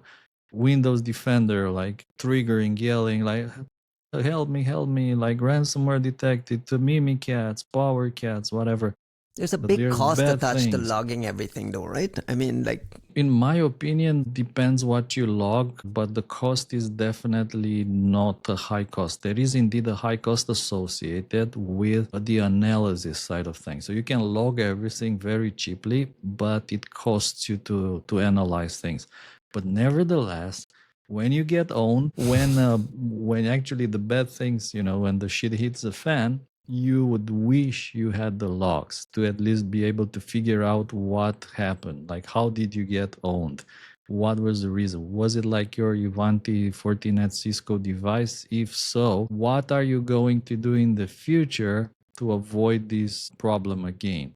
Obviously nothing. You won't change anything, but like, again, if you were just to consider the possibility that you might want to do something so you don't get owned again and again in the future, then which parts, like in the logging chain, so like over these weeks or days when all the devices were like yelling, help me, we're getting attacked, and you did nothing, at which point maybe you want to do something different in the future. And there's some other detection places for detection, specifically around like this ConnectWise Screen Connect with volatility. Like they deploy these legitimate tools to hide in traffic and so on. Is there a way from a detection point of view to detect that one, or to kind of look for unauthorized use of Screen Connect? Well, I don't know how that work in the background from the IT guys, but if these things keep popping up in the majority of these ransomware infections where they're using Screen Connect to actually do the damage in the back end, like how do you defend against something like that? It was a question to Juan, right? I like it when you say Juan. Juan. Which is almost Juan. Juan. I don't know what to do with these things. I'm sitting here actually looking through this blog and looking at the SD-WAN blog and wondering how it is we moved past the SD-WAN issue for Cisco into this issue, and we're still just kind of being like, well, how do you harden? How do you fix? Like, I'm saying that very genuinely, not to, like, I'm clearly, like, spaced out on this part, but I'm saying it because the Cisco SD-WAN thing was, like, this terrifying, problematic, mega Five Eyes issue a couple of weeks ago. Cisco could not be luckier. It just fucking sailed. Like, all the gov people are still freaking the fuck out about it. There's contracts that show just how spread those devices are. Nothing shows up. And now we get this from the man, the myth, the legend, CJ Moses, and it's great. But once again, you kind of look at Cisco and go, like, the fuck is going on, you guys? Like, what's going on? We should check to see if they updated the advisory to say that I don't believe the advisory has been updated yet to say that there's been some exploitation detected. Shout out to CJ Moses. At the same time, shout out to our friends at CISA. We got guidance from CISA around this Microsoft Intune Handala Striker incident, the wiper incident that we talked about at length last week. We got guidance from CISA on, how to go about locking down. Do you mean the same CISA that I suggested that it's probably about the time they write something about Iran? Same CISA. Is it the same CISA you mean? Yeah, it's got security in the name twice. the Cybersecurity Infrastructure and Security Agency. Yeah. Anyway, CISA put out an advisory basically highlighting three things. Use principles of privilege when designing admin roles, which is basically one of the things Costin talked about last week is like, how do you figure out which role has the ability to do wiping? And then enforcing phishing resistant MFA. I think Microsoft Entra ID gives you these capabilities, and configuring access policies to require multi-admin approval in Microsoft Intune. What is that? That one I want to linger on for a second, Costin. They talked about configure access policies to require multi-admin approval in Microsoft Intune. Set up policies that require second administrator's account approval to allow changes to sensitive or high-impact actions, such as device wiping. So that's kind of like a multi-factor, right? But what is it like? I'm trying to remember how we call this in the magic money world, when you have this like a wallet with multiple people that need to approve the transaction, like multi-signature wallet. So it's like a multi-sig MFA, where MFA is multi-factor authentication, not motherfucker. But it makes sense though, right? If you're in sensitive environments where these wiping devices could put you out of business for so long and be so disruptive, it makes sense to put like just another layer on things so that if the 5 or 6 devices start getting wiped in a row, you have some sort of guidance. This guidance is for the users or for the developers? Like, is that even Microsoft? Yeah, it's like, is that even an option? Does Microsoft have a little button that says, how many FAs would you like? Would you like 10, 20 FAs? Like, is that even an option? Like, that was my point the last time we discussed this. I'm like, I get it, but how much of this can I as an admin fix or even reliably do? Versus like, you gave me a product that doesn't actually have protections in it.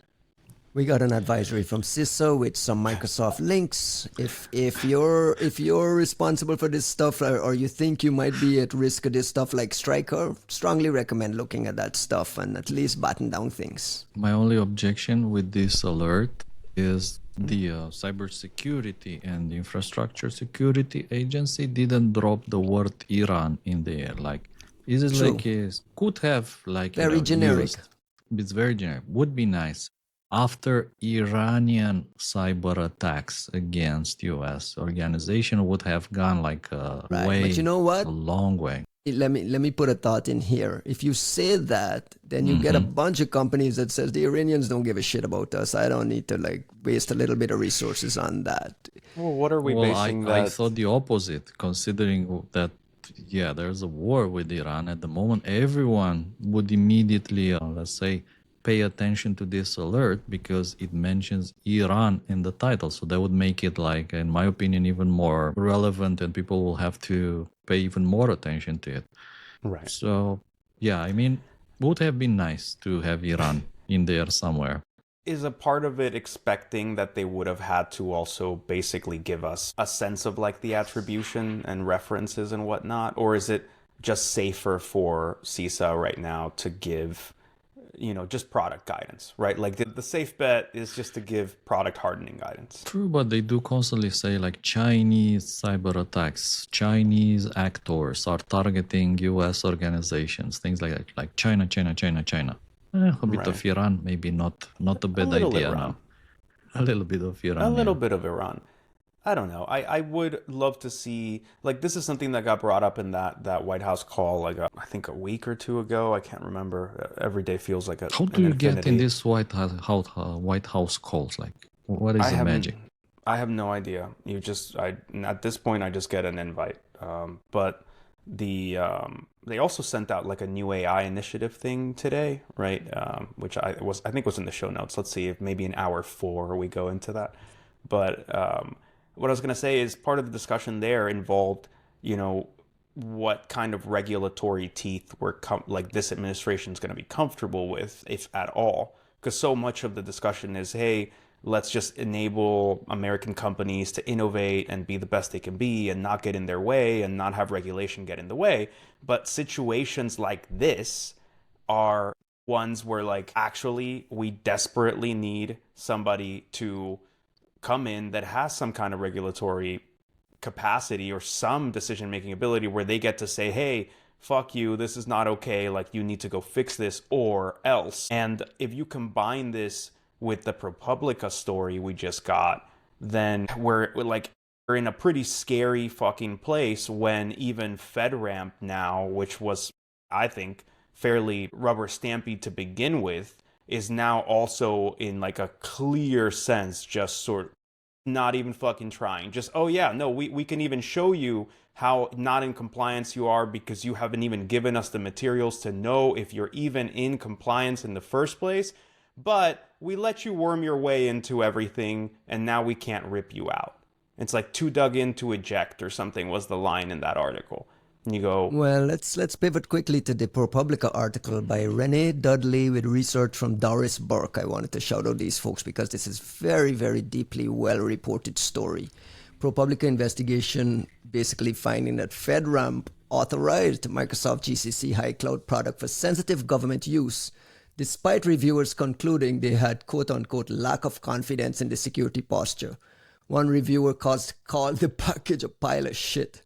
I mean, that's an actual quote. But deeply in the story, some of the reporting, Microsoft spent nearly 5 years unable or unwilling to provide basic data flow diagrams showing how encryption protects data in transit, the kind of documentation like Amazon and Google and these guys routinely provide. But the biggest part, the big standout in here is that this authorization happened anyway because this GCC High had already spread across federal networks, DOJ, Department of Energy, Department of Defense during this review period. And rejection would have been rejecting it would have been operationally impractical. But we rely on FedRAMP. So what is this? Juanito, you've raised this issue around FedRAMP and the relevance of it. What do we make of this? We can't rely on FedRAMP. We've never been able to properly rely on FedRAMP. It's always been a bit of a rubber stamp. It's better than not having it. But the scary part of it all was if the whole point of FedRAMP was you're forcing a certain level of security compliance in order to get one of the biggest customers on Earth, if not the biggest customer on Earth. And that was the incentive, right? Like FedRAMP, we might be discussing it as a bit of a rubber stamp, but it wasn't easy to get. Like you needed to go through a lot of bullshit to get FedRAMP certified and FedRAMP High and so on and be able to serve the government. And I think I don't think that's a bad thing, right? Like you should have to meet a certain level of standard to provide technical solutions to the government. What's baffling is the idea that A, some companies can just fly in the face of it, right? Doesn't fucking matter. B, it wasn't a good standard to begin with, but C, now you're saying that the only lever we had, which was, well, the government's not going to buy your shit, is gone by virtue of the kind of feel-good bullshit that we've been getting from Microsoft since the beginning of the Ukraine war and a bunch of other things where it's like, oh, yeah, you need this? Oh, don't worry, we're giving it to you for free. Oh, you want the logs and the whatever? Oh, yeah, no, it's okay, we gave it to you for free. And in reality, what were you doing? It's like, no, just become dependent on this thing, and that way I keep you... You can't rip and replace it ever. Yeah, you're never going to be able to rip or replace it, and we are literally selling you something we know does not meet the standard you require it to meet. We're just going to stonewall you until it's too dug in, and then whatever, bro. Like, what are you going to do about it? But it's even worse than that, right? Like, there's conflicts of it. If you read, I encourage people to read this. I'll put the link to the notes here. It's like major conflict of interest throughout. Third-party security assessors are hired and paid by Microsoft. Coalfire and Kratos privately told FedRAMP they couldn't get sufficient information from Microsoft. The entire process is just so ugly and like... It's scummy, it's shitty. It's indefensible is what it is. It's indefensible. And we've been seeing it coming down. I mean, first of all, shout out to ProPublica. Their work has been phenomenal. Like, they've been the ones kind of digging into a lot of these stories and bringing in some pretty great scoops. But what they've been showing continues to be this, like, deeply seedy and troubling thing of, you know, what are you going to do about it, bro? Like, that's the scariest part of this. It's simply, you know, we're watching something that is, I mean, it sure looks to a lay person who is not a lawyer and has no idea, but like this, I mean, saying breach of contract is putting it very kindly, very mildly, not to say, is there criminality to it, right? Like, at what point do you look at this and go, okay, right? Like, you know what the requirements are. You know that you don't meet them. And you are literally stonewalling, not giving anybody the materials that apparently Amazon and Google give the government all the time, regularly, without issue. And then apply a pressure campaign in stonewalling. the background. Now, in Exactly. addition to the stonewalling, it's like Exactly. when FedRAMP tried to kill the review in October 2023. There was a Microsoft liaison called John Bergen who recruited the Department of Justice CIO Melinda Rogers to pressure FedRAMP at an in-person confrontation. So it's in addition to all of that, it's all the lobbying, it's all the grimy Washington D.C. stuff that we all love that's given us this security theater. Costin, do you have a thought from Europe? Do you guys have an equivalent of what this FedRAMP is? What is FedRAMP? It's like the Federal Acquisition Program, right? Something like that. It's like it's a certification. It's a certification that says that you've met a certain standard and you need it in order to be able to sell into the government. Federal There's agencies. different levels, right? Like FedRAMP High and like, that sort of allows you to sell into other tiers. More sensitive environment, right? No, this is like one of the stories where I think America is better than anyone else in the world at. Like when it comes to creating these procurement systems with complex certifications, which piggyback on each other and require in some cases what is a clearances and special access permissions and whatever. I think the US are the best. So I don't have like any special comments, except I saw a funny story recently that we were hailing the arrival of a European-centric, European-only social network, which people have actually been able to track that it's fully deployed through Google and Cloudflare. But it's European focused, and all the data is stored in Europe, maybe. Staying in Washington. Where was it going to be hosted? Where were they going to host it? Google and Cloudflare. Yeah, but where? Like, if there wasn't American companies, like, where were they going to host it? Where were they going to be able to scale up this European social network? Yes, there are some European alternatives, Hetzner, OVH, things like that, and many more. But I mean, yeah, it's funny. There's some cool projects that run on Hetzner and OVH. I'm just saying, is it the same?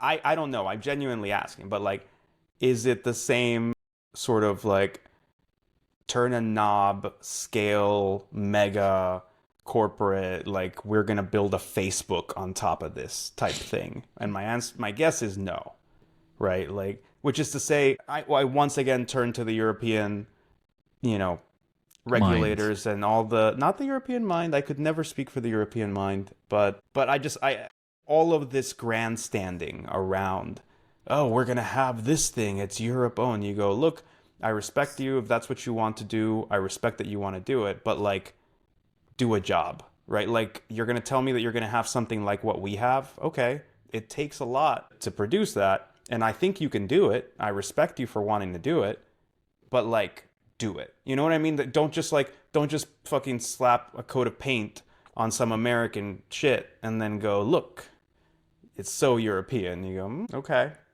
cool. Built on regulation, right? Speaking of regulation, can I pivot to the next story? Yeah, I just want to say you're in a one rush. thing. You seem to be in a rush here. All my friends have a server at Hetzner, like all my all friends. The cool kids have one. Yeah. The cool kids, they all go to Hetzner and buy one of these secondhand, used, new servers for $30, $50 with a lot of storage, and they just use them, or just keep them. The White House today issued a national policy framework for AI with some legislative recommendations. It's the usual, .gov kind of policy language at the very top. The big one that stood out for me in here is this attempt to preempt state laws. And you mentioned regulation, stop states from regulating AI development. This thing provides that you cannot penalize developers for third-party misuse, cannot burden lawful AI use beyond what applies to non-AI activity, and so on.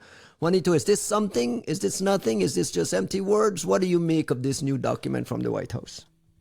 I mean, I'm not sure in the sense of I've had like no time to process it, right? Like we got it maybe like 30 minutes before the recording started, but it in some ways it's not entirely unexpected. Like we have been told that, especially the part about like federal versus state regulation, like that's something that's been in the works forever. Like it's been discussed quite openly. David Sachs push, It's right? a David Sachs push. But also, like, if you remember how I was talking about the Anthropic versus Pete Hegseth situation, right? It was based on thinking about things like this, where you go, this administration is very focused on enabling certain kinds of outcomes by like empowering the AI labs to be able to just sail through and move fast and break everything, but move very fast, which is why the whole Anthropic versus Department of War thing was so ridiculous and so insane, because it was the definition of cutting your nose to spite your face on so many levels, right? And one of them being like, look, you're willing to come out as the federal government and basically like shank the 50 states and say, hey, you guys don't get to enact any kind of regulation. And frankly, I think for a good reason. Like, I'm not saying this is a good outcome, but I think there's a good reason, precisely because we're coming off of a ragging on Europe story into the idea of like American regulation of AI. The alternative is worse. I'm not saying this is good, but I'm saying the alternative is worse, which is you start to get every country bumpkin, state and country deciding that they're going to come up with the way that AI can be used and applied and what companies can do and whose liability is what. And all of a sudden you're sitting there going, hey, I just wanted to start a company that uses AI to, do whatever, fix plumbing effectively. And now I need to get this license and I need to get this and I need to get past this regulation and I can only use this thing and I have to fix my pricing this way and I'm liable if this and that happens. And you go, well, fuck this, right? Like, why would I start this company? The amount of pain, cost, expense, and like the upside is just not there. So the obsession in the US was, we need to make damn sure that there's at least like a clarity of unified, coherent regulation. And the only way that you're going to be able to do that is to make it a federal thing instead of can we operate in Georgia versus Florida versus, Maine versus New York. The problem, once you get past that, like, I do agree that we should have a unified, clear, single regulation and not make it broken up by states. I agree with that. The question then becomes, well, what is the regulation, and is there any teeth to it? Is there any to it? I mean, we've seen it being ripped apart on all the older things coming. I need more time to like sit with what's actually in here and think about the implications than like having read it in like 3 minutes. But it really does seem pretty like piece of cakey for the Frontier Labs. Like, it is kind of giving them a whole lot and like sort of carte blanche. On the copyright stuff as well. I mean, it basically says that this document basically says that it believes training on copyright material does not violate copyright, which is the big theft question that we've been talking about forever. I mean, in some ways, look, and this is not me. Don't take this as agreement. Don't take this as agreement. Let's just talk. I just want to talk about like what it is, what it effectively enables, or pragmatically sort of what it entails. Look, we've discussed on the offensive side. We've been discussing Sergey Bratis and Winona DeSomber's paper and how excellent it was at sort of mapping out, saying, look, this is what works really well for China. This is what we've got. The two are not the same. How can we possibly operate? How can we compete or protect or contend with a Chinese system that has all of these paths that just like enable all these companies to do all these great things?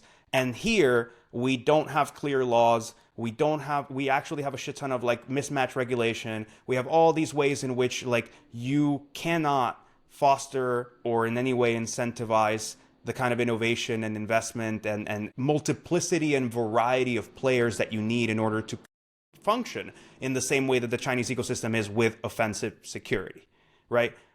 That's an analog that I want to kind of pull back and tie back to this AI discussion and say, once again, China versus US. What the Chinese ecosystem looks like for AI is very much the government is out there enabling all these folks. There's rampant criminality, as we're seeing, involved in enabling AI in China. They don't have to think even for a second about copyright problems. Like, that's just not being discussed.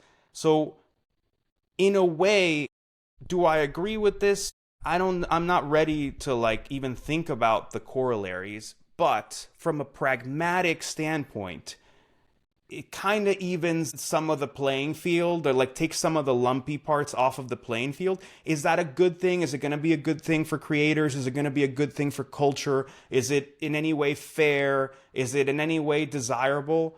I'm not saying that. I'm just saying there was one half of the planet that was already running a million miles per hour without those limits. And part of what they were doing with that was actually fucking up our intellectual property by, let's say, distilling the models and so on. So, like, just from a pragmatic standpoint, the idea that we're going to sit here and in a very European-esque fashion and just make sure everyone's getting their fair due and the world is like gonna be shaped very fair and everyone got everyone gets their participation trophies and like, here's gold stars, everyone gold stars, you're all doing great. It's like, yeah, that sounds wonderful, but like the Titanic, like we're doing the ceremony while the Titanic is like sinking and about to break in half, and those dudes over there are sailing just fucking fine. Gabe makes a great point in the chat, though. The problem is that this deregulation benefits one class of companies, these large frontier labs with existing capture over others. And the barrier to entry is now significantly increased. So the other thing this thing is missing is the whole notion of offensive AI use. Like, you get a national policy document from the White House and there's no mention whatsoever of use for autonomous weapons or surveillance and the kind of things that, like, people really want to know how you think about that stuff. Alongside this, we get news that Supermicro co-founder of Supermicro has been arrested and charged with, like, what's the word they use? Diverting about 2.5 billion in AI server smuggling to China. This has to be just one of hundreds of these cases happening. I mean, the kind of circumvention of getting these advanced chips to China must be a significant issue. I don't know what to make of the fact that Supermicro is involved. Their stock took a massive hit. Before buying any Supermicro stock, I would just look to see what Tavis does, right? Like, he was the oracle for Supermicro stock before this. I don't know, man. When Wally and Willie are apparently both indicted for what clearly looks like a well-organized from the top criminal scheme to very overtly circumvent restrictions. I'm not saying Supermicro won't heal from this, but it's not the same. Like, they're pretty heavy, like hefty owners of the company. So I don't know what's going to happen with that stock. I wouldn't even pretend to know, but the company was not named as a defendant. They weren't charged with anything. Which is also crazy.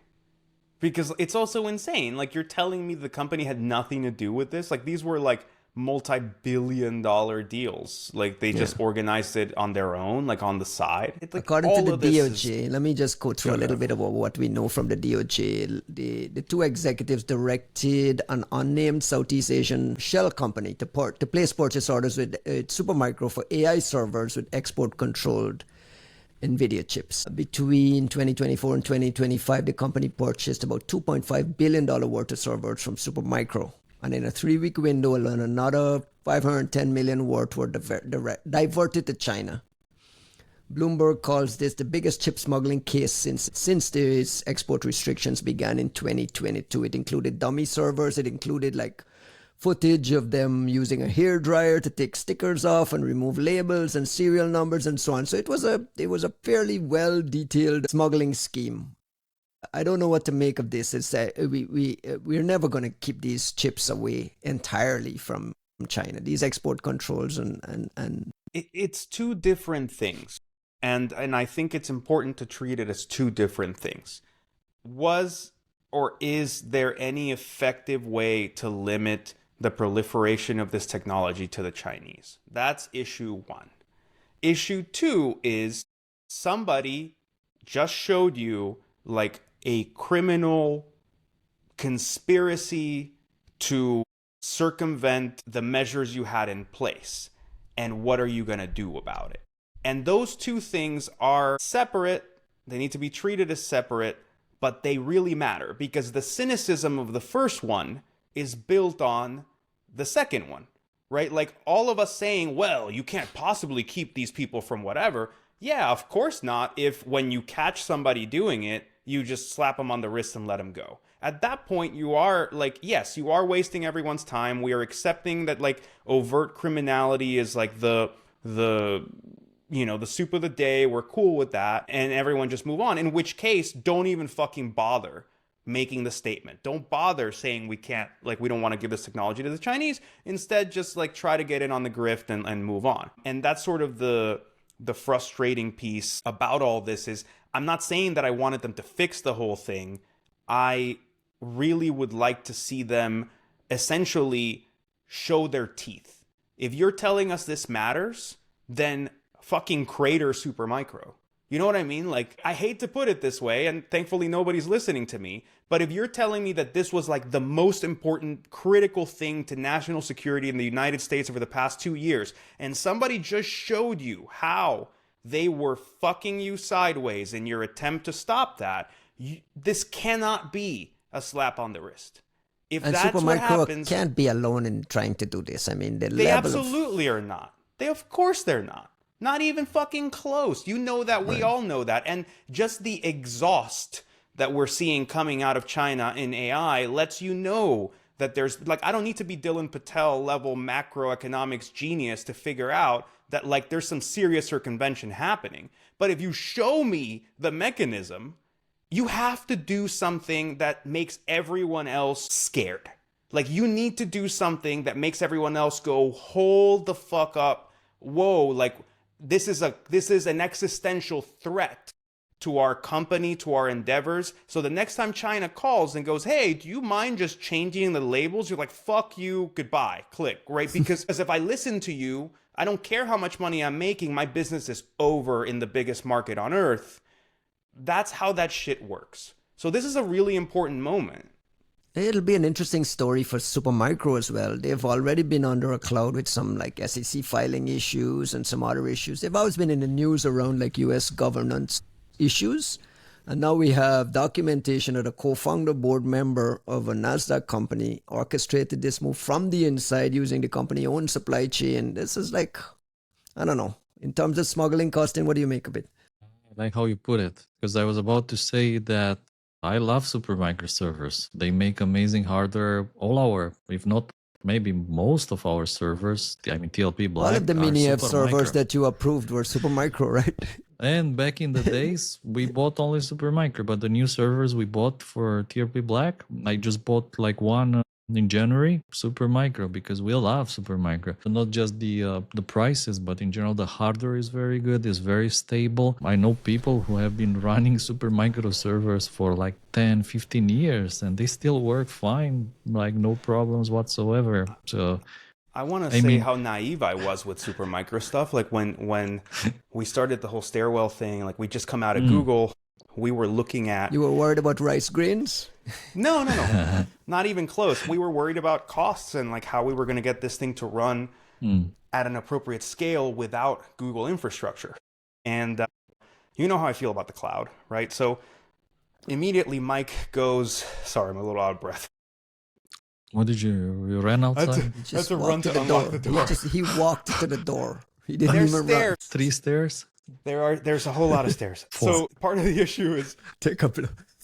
Mike looked at like the Supermicro and how they could essentially quote out servers that were just like flash boxes, like how much NVMe and SSD storage can you put in a box and have this like, you know, malware scanning capability.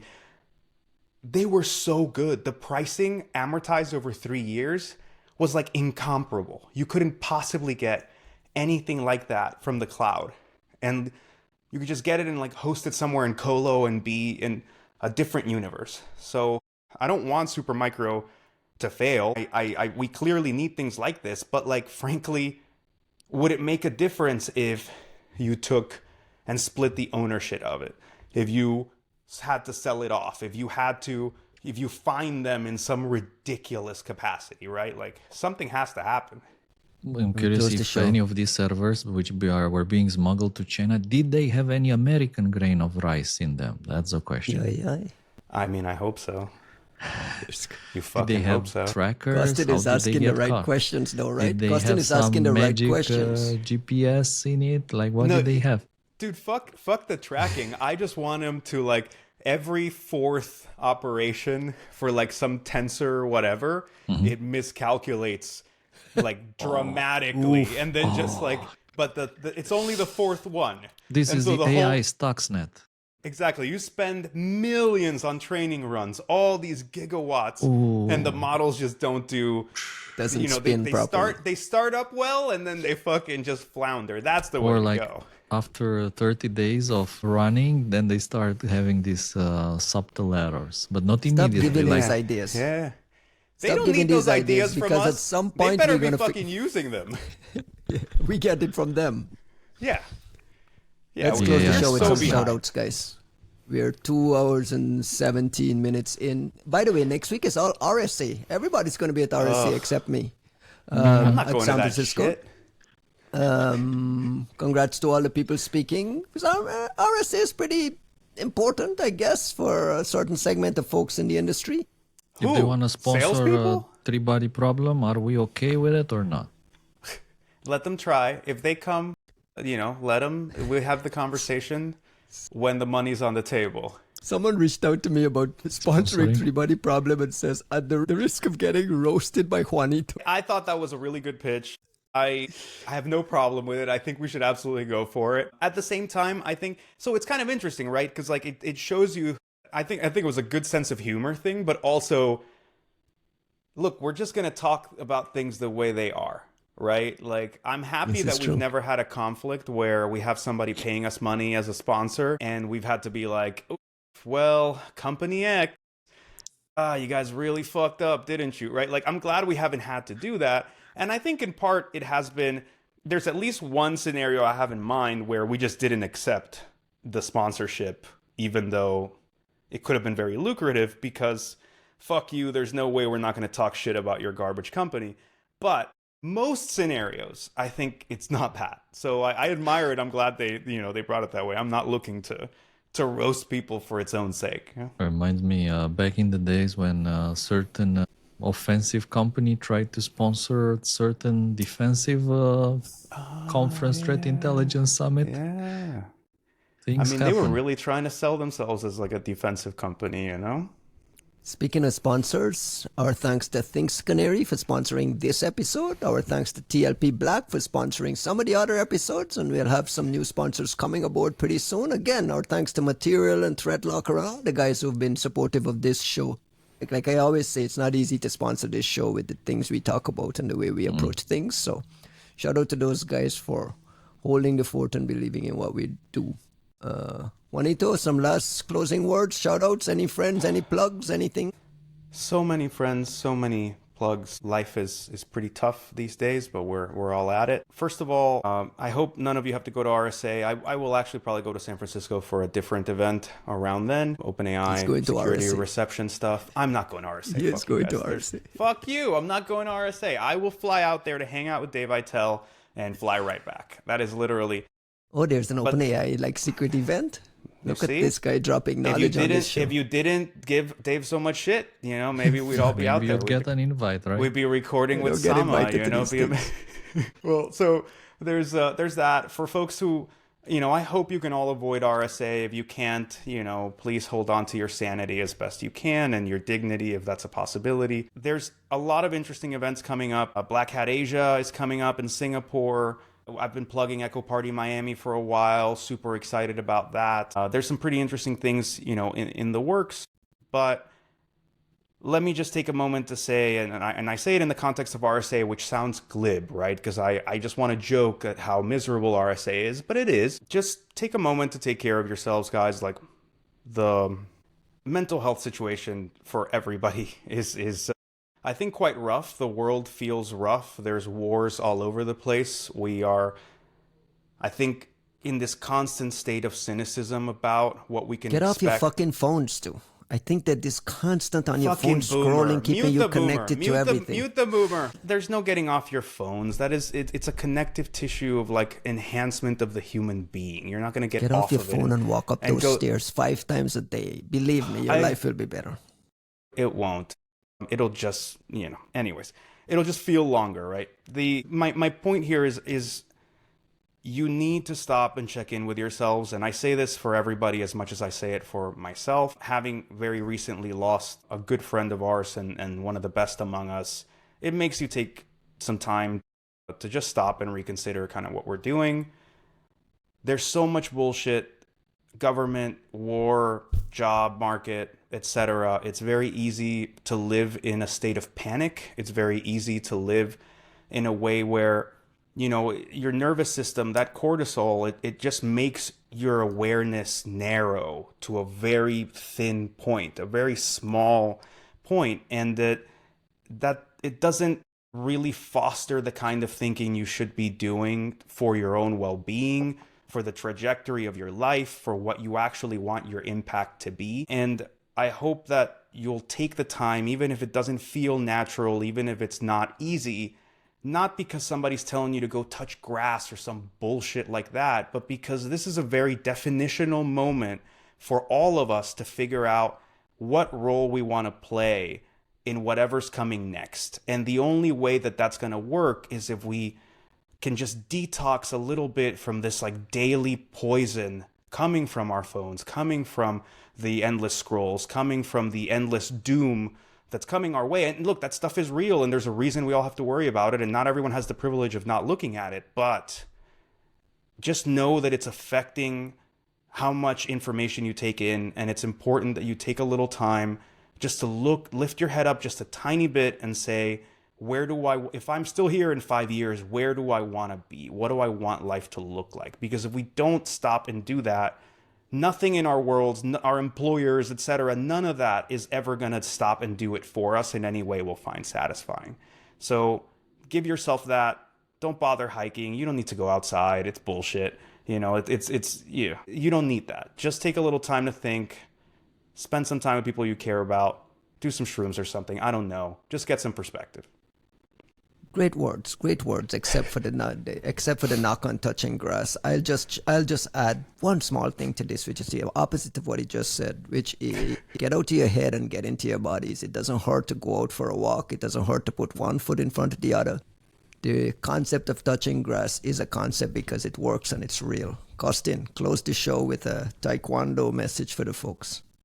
Another great person who passed away this week is Chuck Norris. Yes. And there's a lot of fake people out there, like fake masters. But one thing for sure, Chuck Norris was not one of those. He was not fake. He had the Grandmaster 8th degree in Taekwondo. Originally, he was trained in Tang Sudo, which is another Korean martial art similar to Taekwondo. And I remember one story that I read that he met Bruce Lee at one of these conferences events, and Bruce Lee was trained in Chinese martial arts, and they don't necessarily deal with all these fly kicks, side kicks. And after the conference, he and Chuck Norris, they spent the whole night in front of their rooms in the hotel in front of their rooms, which Chuck Norris teaching Bruce Lee his famous side kick and how this is executed in Taekwondo, in Tang Sudo, how they do it with precision. And lo and behold, they do this over and then suddenly Chuck Norris looks at his watch and he says, "Oh my God, it's already 9 a.m. We've been doing this the whole night." Wow. So I wish you all, to have this passion to learn new things for an entire night, and then in the morning, just to realize, oh my God, it's 9 a.m. and we've been doing this for the whole night. So I wish you have the same kind of passion that Chuck Norris and Bruce Lee had, learning martial arts in everything you do. That's our show for this week, guys. We'll catch you next week. Have fun at RSA. Take care, guys. Ciao, bye-bye.